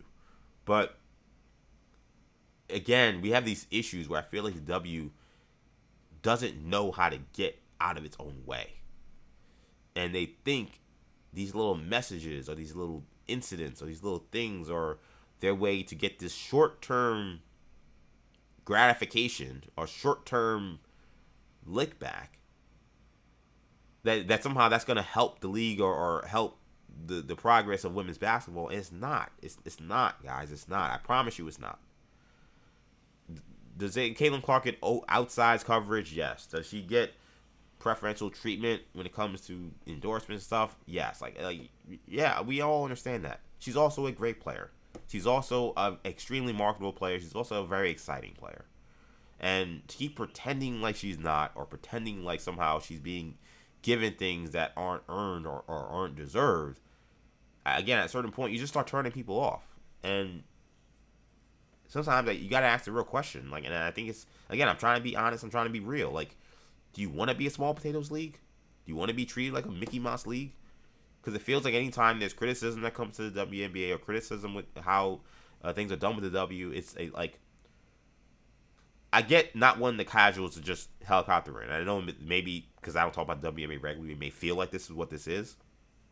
But I think people are entitled to have opinions, and people are entitled to observe something, especially something that is larger than just the league itself. Because the Caitlin Clark phenomenon, I'm sorry, is larger than the WNBA. We see that because every time something happens, it becomes something on Good Morning America, or on the ABC Evening News, or becomes a conversation about race and sex and homophobia. It becomes this bigger thing. So obviously it is. You guys got to treat it with that level of sensitivity as well. Just like us commentators got to treat it with that level of sensitivity. And there's a lot of irresponsibility that comes with that. I think the WNBA players also have to treat it like that. They also have to understand that this, whatever message you're trying to send, it's not working. You're not tamping down the flames. You're not making people forget about Caitlin Clark. You're not none of these things are working. So what gain do you have out of it? I don't get it. I would love someone to try to explain this to me. I don't know. I'm somebody who, I call it like I see it 100%, man. And I kind of debated about whether I want to do this, but I was like, no, I want to talk about this because I think Candace Parker was right, and I think this is getting silly. It is just silly that you have an all-star vote, and somebody who is the most visible player in the WNBA, who's having a good season. Is she having a great season? I would say a great season. Is she the best player in WNBA? I would not say that. But she's having a good season. She's improved from her rookie year to this year. The team is winning. Just vote her in the All-Star game. What are we doing? Or at least be reasonable. With the fact that when you look at your vote, the idea that you're trying to avoid anybody is basically an anybody but Caitlin Clark thing. That to me is just it's getting ridiculous. It's getting completely ridiculous, and I'm getting tired of these people who, and that's why I like to play Candace Parker. I think Candace Parker is a fair commentator. I don't like what she said about the Knicks, but besides that, otherwise I think she's fair. I think again, it's WNBA. There's nobody who has more license to talk about the WNBA. I wanted to play her sound because I think that's somebody that's not in the. I think there's also this idea that there are people who just want Caitlin Clark to succeed, and there are people who are, pushing agendas. There are losers in the media who definitely make their whole personality about Caitlin Clark because it means that they are representing some kind of values that they think should be pushed among America and among women's sports. This, it's true. And those people suck. I don't got no love for those people. But when I'm talking about some of the folks that again are trying to downplay this, again, Candace Parker is not somebody I would expect. I would loop into the whole they're just trying to push toxicity. That's not who Candace Parker is. That's not how she commentates, and that's not, I think, how she would view the Caitlin Clark situation. That's why I want to play her sound, because I think that's someone who's a legend in this game. It's what are we doing? That's someone who watches WNBA regularly. What are we actually doing? Someone who's the 5th in WNBA in scoring is 11th among all-star vote for guards. That doesn't make any sense. She leads all guards and assists. There is no justification for her being voted this low. There isn't. And I'm sorry, there just isn't. And just saying, the all-star vote isn't enough people, then get rid of it. Then you shouldn't have a vote that becomes public. Again, WNBA getting in their own way. If nobody is voting, or people aren't taking the all-star vote seriously enough, then we shouldn't have this vote be public. You can say, there's no transparency. What happened? Who cares? Who cares about that? Are we trying to limit negative headlines? Are we trying to limit bad storylines? Or do we just say, we're just a slave to whatever happens in the media cycle? You can control that, WNBA. You don't have to. This doesn't have to get out. So I did want to talk about that, man, because I saw that yesterday. I'm like, what? How is that possible? And you can't tell me that's just it just happened that way. No, it's just them just the breaks. No, it's not. Them is not just the breaks. Let me go to the NBA. I want to see this. I want to do this exercise. That's what I love about doing a live show is that you can kind of just do things. Sorry to the podcast people, this sounds terrible, but you can just do things for your own sake and just like, oh, I want to do this because I'm live and y'all following me. Y'all see what I'm talking about. I want to just do like. I want to find the comparable person to Caitlin Clark for the NBA this year. So I need to find somebody. Well, I just separated by guards. I'll just do all positions. So if I did the comparable person to Caitlin Clark. So if I found someone who's the fifth, this is perfect. So Caitlin Clark was fifth in WNBA in scoring. This year, Tyrese Maxey was fifth in the NBA in scoring with 28 points a game. Let me see assists. I don't know. He probably wouldn't be that high in assists. Kate Cunningham was second in assists this year, also behind a triple-double threat center in Jokic, just like Alyssa Thomas is. So think about somebody with the scoring ability of Tyrese Maxey. Honestly, probably similar efficiency if you talk about it. Tyrese shot 46% from the field. In NBA terms, that's probably right about what Caitlin did at 43%. So think of somebody with the scoring ability of Tyrese Maxey, but the passing of Kate Cunningham. If you told somebody with a straight face that person was 11th among NBA guards voted for an All-Star game, you would say that was ridiculous. Like, you would say that doesn't make any sense. You're like, wait, how did that happen? Like, they're fifth in scoring, but they lead all guards in assists, but they're 11th in All-Star voting? That doesn't sound right. How did that happen? And they're a winning team too. Their team is first place in the Eastern Conference. It doesn't make sense. You cannot explain this away. I'm sorry, there's no excuse for it, man. I know the Eastern Conference thing is weird. You want to say, okay, they're a playoff team because, like, you know, there's 8 teams that make the playoffs. They're in the 7th seed right now. But they're technically, I guess, tied for 5th. Whatever. They're somewhere between 5 and 7. And then, again, the Sixers are they're perfect. They're a middle team. Like, a Tyrese Maxey level player with better assist numbers was 11th among All-Star voting. You would say, come on, the players, what the hell are they doing? Are they paying? This is stupid. This is absolutely stupid. Again, we gotta be able to call it like that, man. And these people who keep wanna, and like, it's tough. I know how sensitive it is, man. Because then if you say this and you talk about criticizing WNBA players for treating Caitlin with this level of animosity, what ends up happening is those people go and they start saying racist stuff and homophobic stuff and just nasty stuff. They death threats. Like, it's hard. You're like, is it worth it? Sometimes, like, is it worth it to criticize? Because what you may be bringing to the table in terms of the negativity, and it's a fair question to ask. But I think if we just say nothing, those people are going to come with, you know, pitchforks anyway. And I don't think that it actually, like Candace Parker said, I don't think it actually forces the WNBA players to look in the mirror, like Caitlin Clark, like Candace said, to actually reevaluate and recalibrate and think, all right, I know I got the crazy racist or homophobe that's coming after me. Okay, but this is Candace Parker, who's not any of those things, who's an WNBA legend, who's saying that we got this effed up.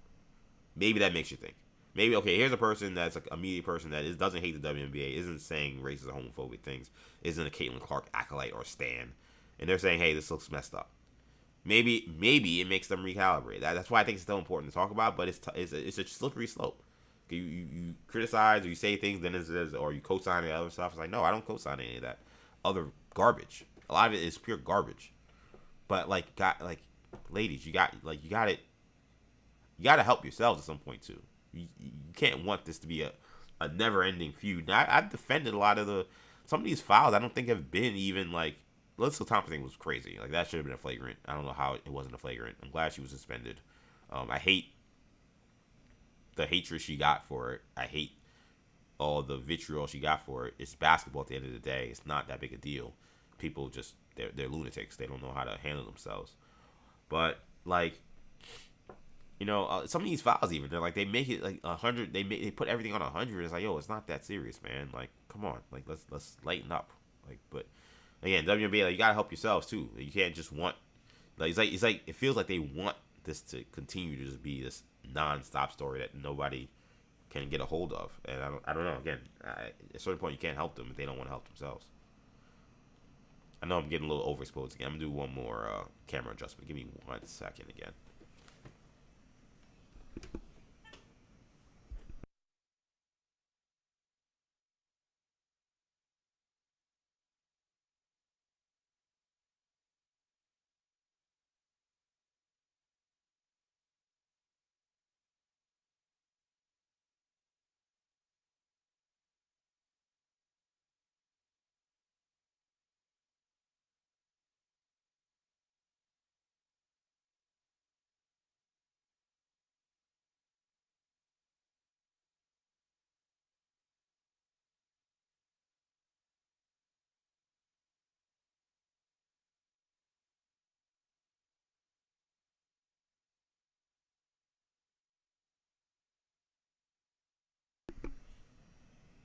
There you go. It looks so much better now. All right, a couple more things before we get out of here.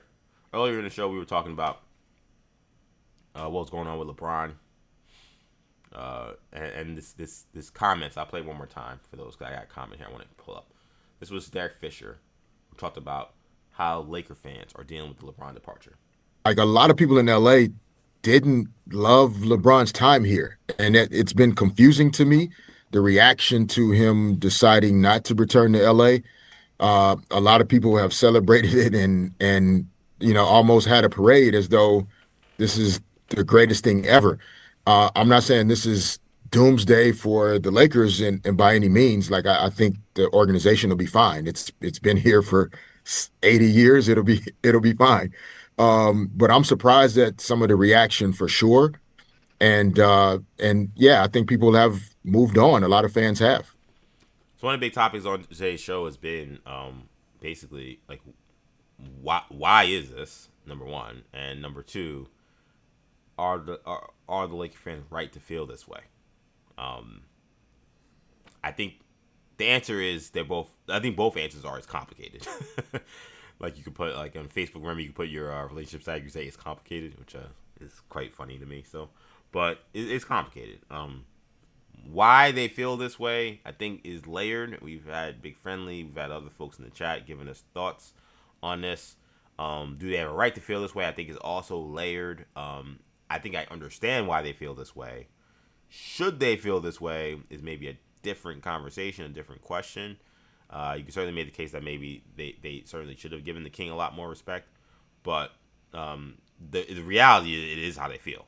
Like, I think what's a bit annoying to me is when people try to suggest that, that they don't actually hate LeBron. There's not real animosity. I'm like I said, I don't, every person Lakers fans I know, I'm not saying I know a million, but it's just weird. 5 or 6, and they all seem to have some level of resentment for LeBron. You're like, that doesn't seem to make sense. We got Donkey Kong Old Banana in the chat. Says, shout out to you, Donkey Kong. I don't think I've ever seen you in the chat. Shout out to you though. Glad you're watching the show. And welcome to the chat. Says, wherever team LeBron go to, they won't win a chip. I'll say this, man. Like, it's kind of what I said earlier when I was talking about the recruitment of LeBron. That these antics would, I mean, they turned me off for the Knicks. I said that. I was somebody that said I never wanted to be a Knick, and then I saw like the teams that were in the running for LeBron, including multiple Knick rivals potentially, with the Heat, with the Sixers, with the Cavs, and I said, you know what? If it means keeping him away from those teams, I might be willing to sign up for the headache that is LeBron. Sign up with the Knicks and whatever comes of that. Just because he is productive. One thing you can't say about LeBron is he is still a very good player. Is he the best player in the world? No. Is he top 5 player? No, definitely not. Maybe he's top 10. I don't know if he's top 10. He's probably somewhere between 10 and 20. But he's definitely an all-star caliber player still, when he's healthy and when he's right. So if you add that guy, I mean, there's a lot of drama that comes with him, but you'd rather not have your rival join, add a top 10 to 20 guy. You'd rather, you have that guy if you can. So I was willing to take that bullet. But then again, I saw the podcast with Rich Paul, and then this voice notes thing where people they're only allowed to leave voice notes to tell LeBron how they plan to use him. There is no give and take. Like, to me, that doesn't scream I'm serious about winning. To me, it screams more that I'm serious about keeping up this persona of importance that puts me above these teams. If you want to argue that LeBron's status as an all-time great is greater than those teams and those individual franchises, maybe that's true. I'm not here to even argue that. I don't really care about that. I'm just telling you that that's not conducive to winning a title, not with him at this point in his career. If this was 2014 LeBron doing this, I'd say you just got to live with whatever he wants to do because he's one of the greatest, if not the greatest of all time. There's nothing, you got to just live with it. He wants to do voice notes. Rich Paul wants to do a podcast. You got to just take it if you're the Heat or the Cavs or the Sixers. 2026 going in 2027 LeBron James, I don't know if I'm doing all of this for him. I'm serious. I don't know. I think I'd be like, because again, we just saw a Knicks team win a title where they had to come together as one, play as a team, and the level of commitment and sacrifice that is needed to win an NBA championship. I always thought I knew it, but watching this team and being my team up close and personal, I got to see up close and personal like what it took. I feel like everything I'm seeing from the LeBron camp is the antithesis of what we would expect from somebody that's serious about winning a title. You don't actually want to talk to the teams. You want them to just talk to you, and then you're gonna make a decision. You don't actually. You think your agent doing content, a strategy session for your free agents content is wise. Like, that doesn't sound like somebody serious. I'm sorry, it just does not sound like somebody serious about winning a title. So I think I agree with Donkey Kong. I would have doubts about whether or not any of those teams LeBron joins is winning a championship, even though they would all be very talented. You could not deny that the Cavs would be extremely talented with LeBron. The Sixers would be extremely talented with LeBron. Now they have Jaylen Brown.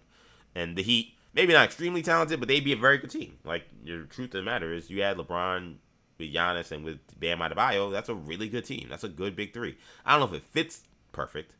To be honest, I actually would wonder if I trade Bam maybe for like a guard and have Giannis play center. But, he's neither here nor there. That's a team that's worth paying attention to. Those are all good teams. Again, would there not be headaches? Would there not be dissension? Would there not be distractions with everything that comes with the LeBron aspect of that? Is he really going to be driven the way you need to be driven maniacally to try to win a championship? I don't see that. I don't see that from him with these antics. If I didn't, without these antics, then maybe yeah, I would have said sure. And with these antics, I think Donkey Kong. I understand why Donkey Kong Banana is questioning whether or not this will actually work. This is part of the show where there are going to be some spoilers for some shows that I watch: X-Men '97 and Love Island USA. So if you do not watch those shows and do not want to be spoiled, or rather you haven't watched these episodes this week, you don't want to be spoiled, then this may be the time you bid farewell. If you don't watch the shows but you still want to hear me talk about it, then sit tight. Of course, if you watch these shows and you want to know what I think, then definitely sit tight. But just want to give a full spoiler warning before I go in, because this will be a spoiler conversation moving forward. X-Men '97, man. I'm not going to try to go so into everything, just to keep it a little less spoilery, but I do got to talk about spoilers to some degree just to get the story across. X-Men '97, we're 4 episodes into season 2. This is the Disney Plus series. As you guys know, I'm a huge Marvel fan. Love superheroes, love Spider-Man, Avengers, and of course X-Men. X-Men, I would argue, is really like my first love when it comes to Marvel content. The first movie made me I already loved the X-Men, but the first movie in 2000, whenever it came out, I became obsessed with the X-Men. I remember my parents got me this it was an X-Men encyclopedia. Like, went to Barnes and Noble. I remember we watched the show. I watched the movie. And then, smartly enough, I believe at the time Fox started running the animated series as reruns. So I started watching those every day at my babysitter's house. Like, every day I was watching X-Men episodes. And I was like, yo, this is crazy. This show is so cool. There's so many different, we know X-Men the animated series is Mount Rushmore animated cartoon for superheroes. And I remember getting my parents. I was like, I went to Barnes and Noble, and they had this huge. I wonder if we still have it in our basement in our house in PA. they had this huge X-Men encyclopedia. I was like, yo, you got X-Men encyclopedia. They had all this information, all the different mutants all across the Marvel universe. And I used to read this joint like all the time. And I learned so much because I didn't have a crate of comics to read. The only way for me to catch up or understand who these people were to read up on my encyclopedia. So I saw them in an episode of X-Men, the animated series. I go to my encyclopedia and read who this person was, and the stories just, and like, I don't know if Wikipedia was here yet, but the internet was starting to get a little better. So you could also look up stories and read stuff about different characters and stuff and learn as much as you could. So I ended up learning a lot about the X-Men lore. So I love the X-Men, and that this is my team, and everybody knows Gambit is my all-time favorite mutant, which means last season was a little rough.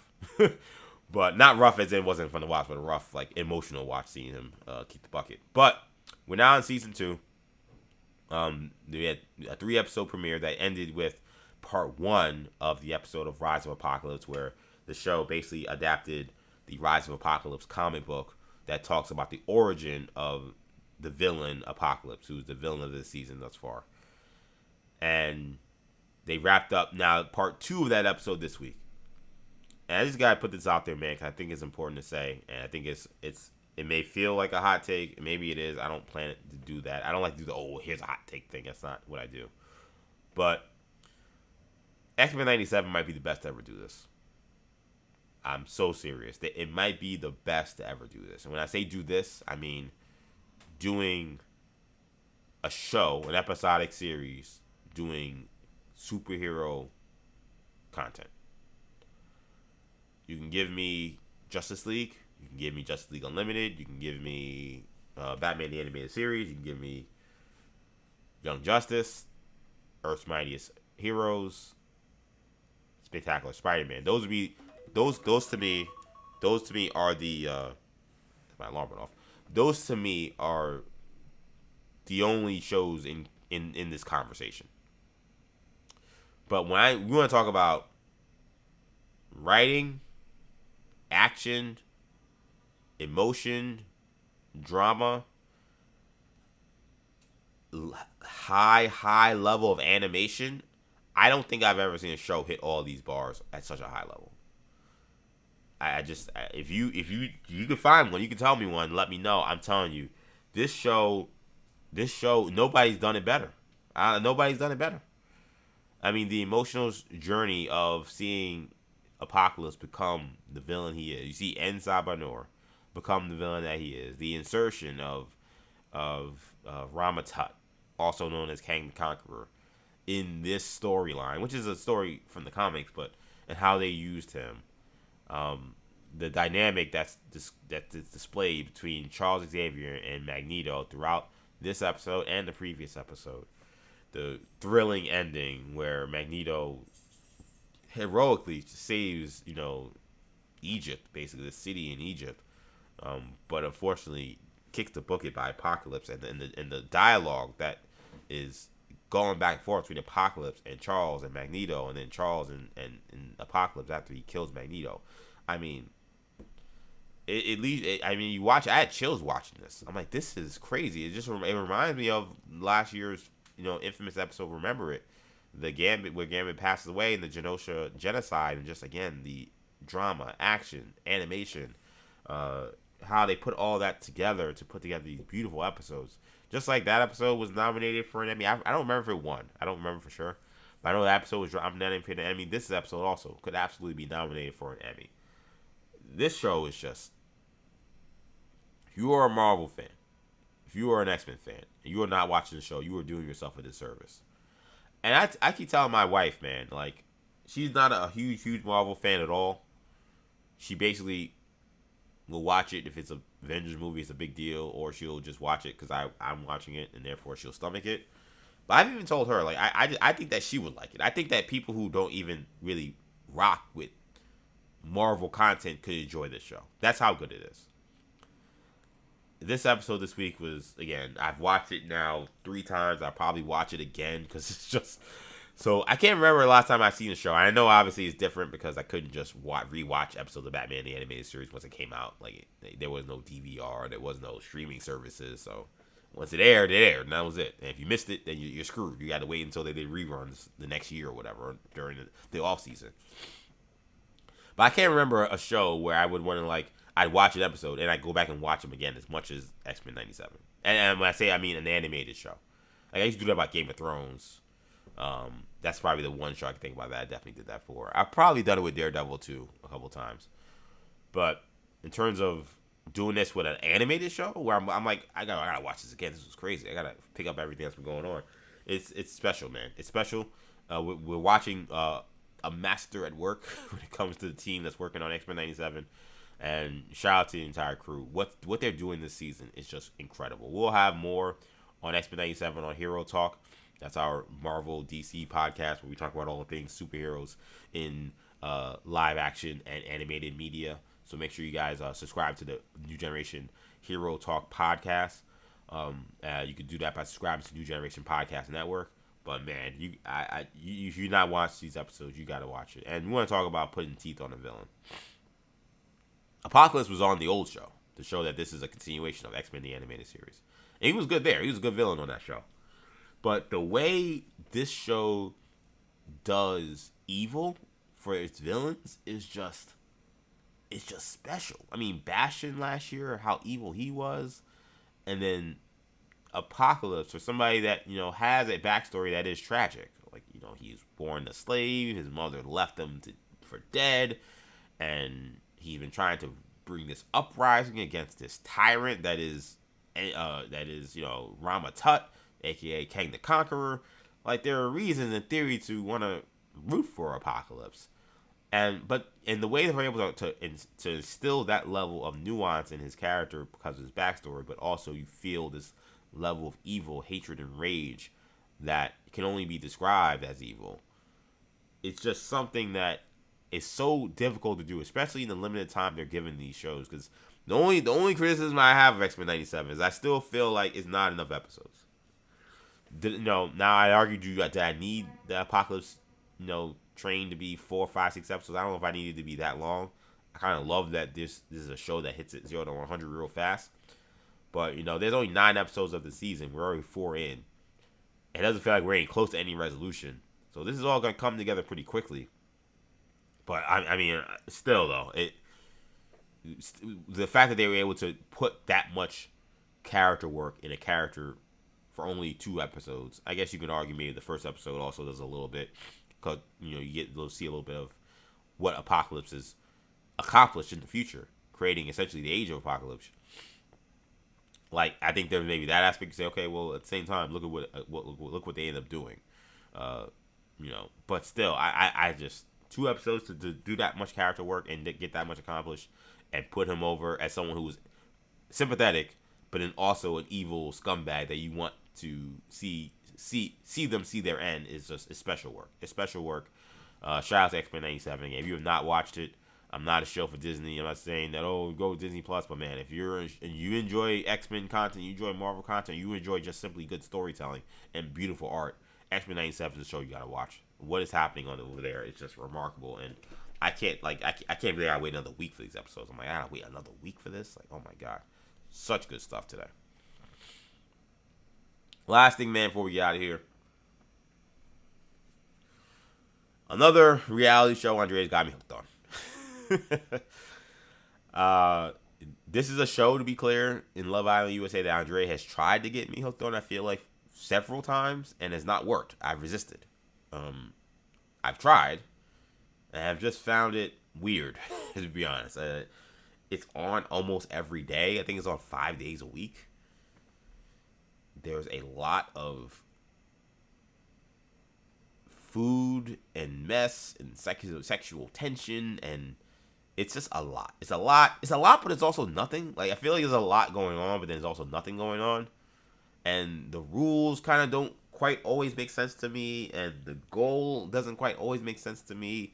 So, like, it was hard for me to really grab onto a season of this show. I think I watched a lot of the first season. I might have watched the whole first season. I think I watched the whole first season, and I was like, I dipped my toe in at different points of other seasons, but never really locked in. And to be honest, I think Love Island USA really hadn't. Like, this is a show that, by the way, is massive in the UK, because there's an English version. That's the original version, Love Island UK, and it's all they watch over there. This is the biggest thing of the summer, or whenever they watch. I don't know if they do summers over there, but nonetheless, it's huge. And for those who don't know what Love Island is, essentially they bring on, let's say 10 singles. I don't know what the exact number is. Let's say something like 10 singles. They're usually people who are, the phrasing, conventionally hot. They're usually in their mid to early 20s. So there's one guy who's 30 years old on this show. This season, at least. They're usually somewhere between 22 and 30 years old. And they're in Fiji. All their phones, devices, communication systems are all taken away. They don't have television. They don't have tablets. At least not tablets that have internet. Like, they have phones, but we'll get to that in a second. They have no tablets, no way to know what's happening in the news, sports. They can't contact their families. They can't contact their friends. They are on this resort. They call it a villa, but it's nice. It looks like a resort. They're in this resort in Fiji where they are part of, I don't know if I would call it a social experiment, but they're basically part of this collective where they're trying to find, if they can find love in this place with these other hot singles. But throughout the time, they're going to bring in other hot people who could come in and mess up their relationships. And the goal at the end is to survive all the way to the end. There are various different ways you can be eliminated. You can be eliminated via, there are fan votes. There are people who, there are times where the actual collective will vote out a couple or vote out some people. Like, they do that too sometimes. And the goal is to stay on as long as you can to the very end. And at the end of the day, which the finale is coming up on Sunday, the people of America will be asked to vote for who they think is the best couple or the most compatible or the one they like the most. And those people will win Love Island and win $100,000. That's the end goal of this. So the hope, I think, is to try to present yourself as a couple that is bonding, that is growing, that is showing that there's real love here, and that something special is happening, and that people will like your couple and therefore support you and vote for you so you can win the $100,000. The part of it that feels weird to me is that, like, all right, so you win by just, like, people liking you. Like, it's kind of like, I don't know how you would control that, though now I'm starting to get it now that I watch more of it. So the ending is kind of weird, but there's been a lot of drama with this season. Because we have one man who was with this young woman who then left this woman for another woman, because there's a whole incident where, not incident, but there's a whole week where after you've been together for 2 weeks or whatever it is, and you think you've had a great connection with somebody, they basically separate the couples and they send the boys to what they call Casa Amor, where there's 5 other hot single ladies waiting to make connections with them, and then we gotta see if they're gonna be faithful to their old connections or come back with a new woman. And basically, this young gentleman named Casey went to Casa Amor, like all the guys did, found a connection with this other young lady named Tiara, and they came back together as a couple, which meant that his couple that he had back at the old villa, this girl named Anaya, she was left heartbroken because she had elected to stay with him. While that time was happening, men came to the villa to see if they could make connections with these ladies, and she decided to not keep the guy, but to go to her old guy. And then the old guy came back with a new girl.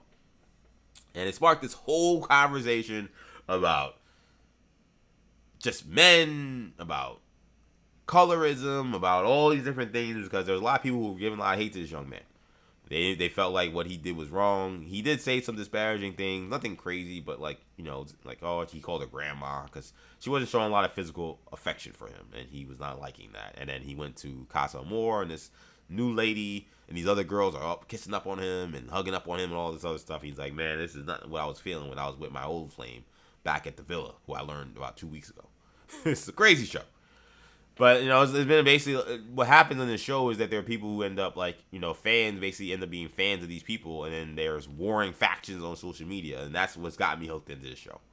Because, I'm sorry, like, as much as, like, what the guy did, the move the best, no, was he the nicest about it, no, but some of the hatred that this kid, Casey, he's 22 years old, I think he's a young guy, that this young man got for finding another connection was crazy. They were calling him all these crazy names and saying he looked like, and the women were treating him too, like, you know, they obviously were upset for a friend, which I understand, but like, they're calling him a little boy, they're yelling in his face, like they were doing a lot. I was like, this feels a little weird.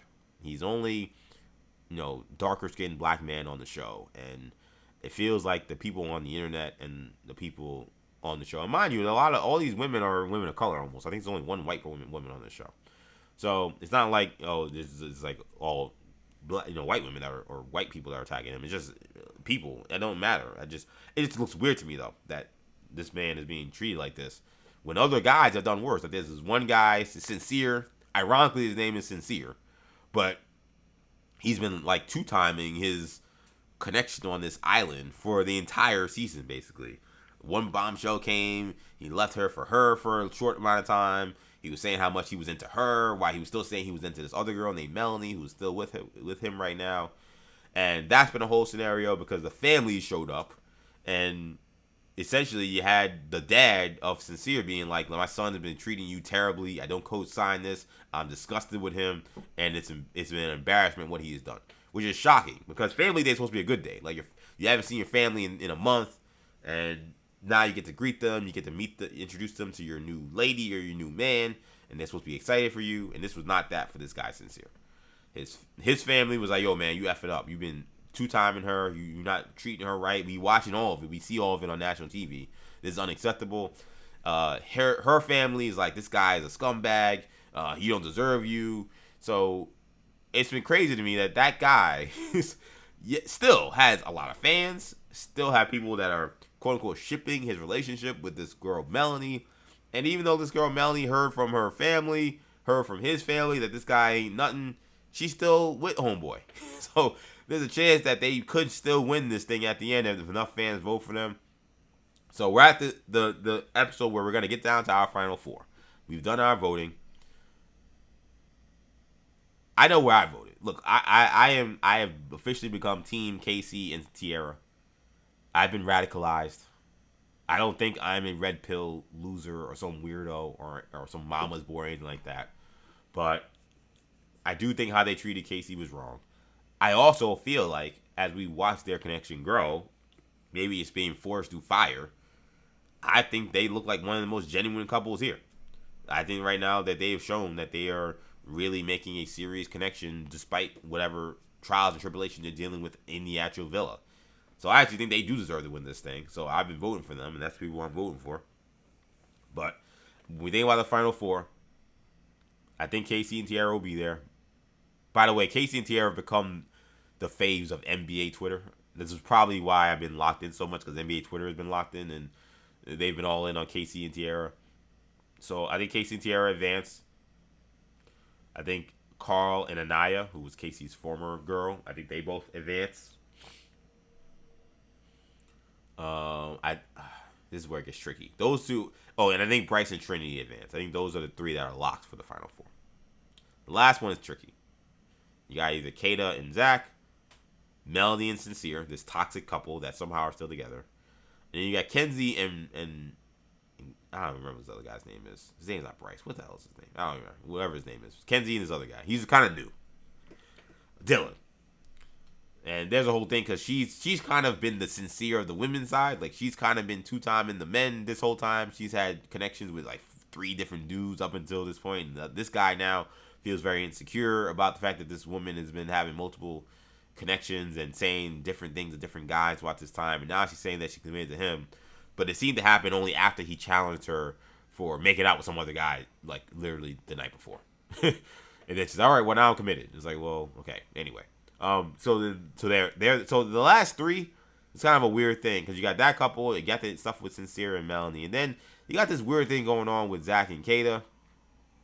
Zach's this British guy, Kata's this girl from New Hampshire, and they tried to make a big deal of the fact that they're being quote unquote exclusive, which most of the people at this point in the villa are exclusive, but they're not boyfriend and girlfriend. They're not saying that because there's quote unquote there's life they got to go through in order to make that step to being boyfriend and girlfriend, which to me just looks like they're being non-committal. It looks like the dude don't want to commit to this girl. He don't want to say this girl is his girlfriend. He's saying he's exclusive, but he's not saying this ain't my girlfriend. I'm not doing all that. So I don't really know what bro's about. The girl is a love. I mean, she's kind of annoying to be honest, but she's very beautiful, to be clear. And that's his girl. He likes her. So I don't know why you wouldn't just make her your girlfriend unless you actually don't like her that much. But But yeah, so they seem to be. So this has been the big thing with them. Has been how serious is this relationship?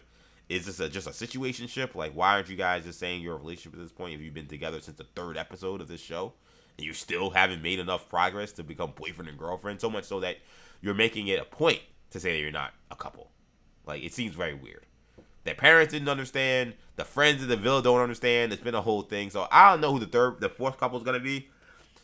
If I had to guess, as crazy as it sounds, I think somehow Melanie and Sincere are gonna be that last 4, which is gonna be insane. Which means they'll have an opportunity to potentially win, which would be one of the worst things that could ever happen for this girl Melanie, in my opinion. Because $100,000 would be nice, but the way this man has treated her is not nice and not good. And if she wins, I think she may see it as validation that somehow this is a relationship that she needs to stick around for, and it's not. But her family and friends told her that this guy ain't it, and she's like, I'm sticking with him anyway. I'm not listening to them. So at a certain point, you can only help people as much as they want to be helped, and you can't feel bad at certain points. I don't know if I feel bad for Melanie, but what a season this has been. I don't know. It's been, at times it's been boring. Like, I actually stopped watching this season. I was like, I don't know, that show isn't for me. And then all of a sudden, Casa Amor happened, and all the takes on social media happened. I was like, whoa, I feel like I missed a bunch of stuff. And then I got back in. Now I'm hooked again. I'd love to know if you guys are watching Love Island. I'm certain that I will have some kind of update after the finale when we do this show on Tuesday. But yeah, I am locked in. I'm locked in. I don't know what to say. That's going to do it for now, man. I want to thank you guys so much for checking out this episode of 40 Days and Counting. Again, apologies for the technical difficulties at the start. I'm really annoyed that they don't like my intro. Like X, if I play my intro on X, like it just craps out. It doesn't play. It ends the stream. And I don't want to do that. I want to make sure I'm streaming live everywhere I can. So I want to make sure I'm streaming live on X, streaming live on YouTube, streaming live on Instagram, and streaming live on Buzzer. So my intro moving forward probably sound a little more dull than I would like to be, but it's just we gotta play the game that we're being put into. That's what X is doing. Hopefully, I can reach out to X and see if they can straighten it out, because this is getting ridiculous. So apologies for the false start. Glad we are to get back up live. We've got 35 people watching right now, so that's great. So we've got people that are locked in, so that's been fun to see. And of course, we'll be back Tuesday, 6 p.m. same time as always. Of course, again, if you're enjoying the show, make sure you subscribe to the channel, New Generation Media. Make sure while you're there, like this video, leave a comment. Also, make sure you follow me on X, EJ_Stewart. Also, be sure to follow me on Instagram, ActionEJ, and on Buzzer, EJ205Prep. And if you want to listen to episodes of this podcast, you can just go to the New Generation Podcast Network. That's going to do it for now. Thank you guys so much for checking me out. I'm EJ Stewart. I will see you guys next week. Have a great weekend. By the way, I'm on the fan this weekend. Saturday to Sunday morning on the overnight. 2 a.m. to 6 a.m. on the fan this morning, Sunday morning. So keep me in your thoughts there. I'll be back next week. See you later.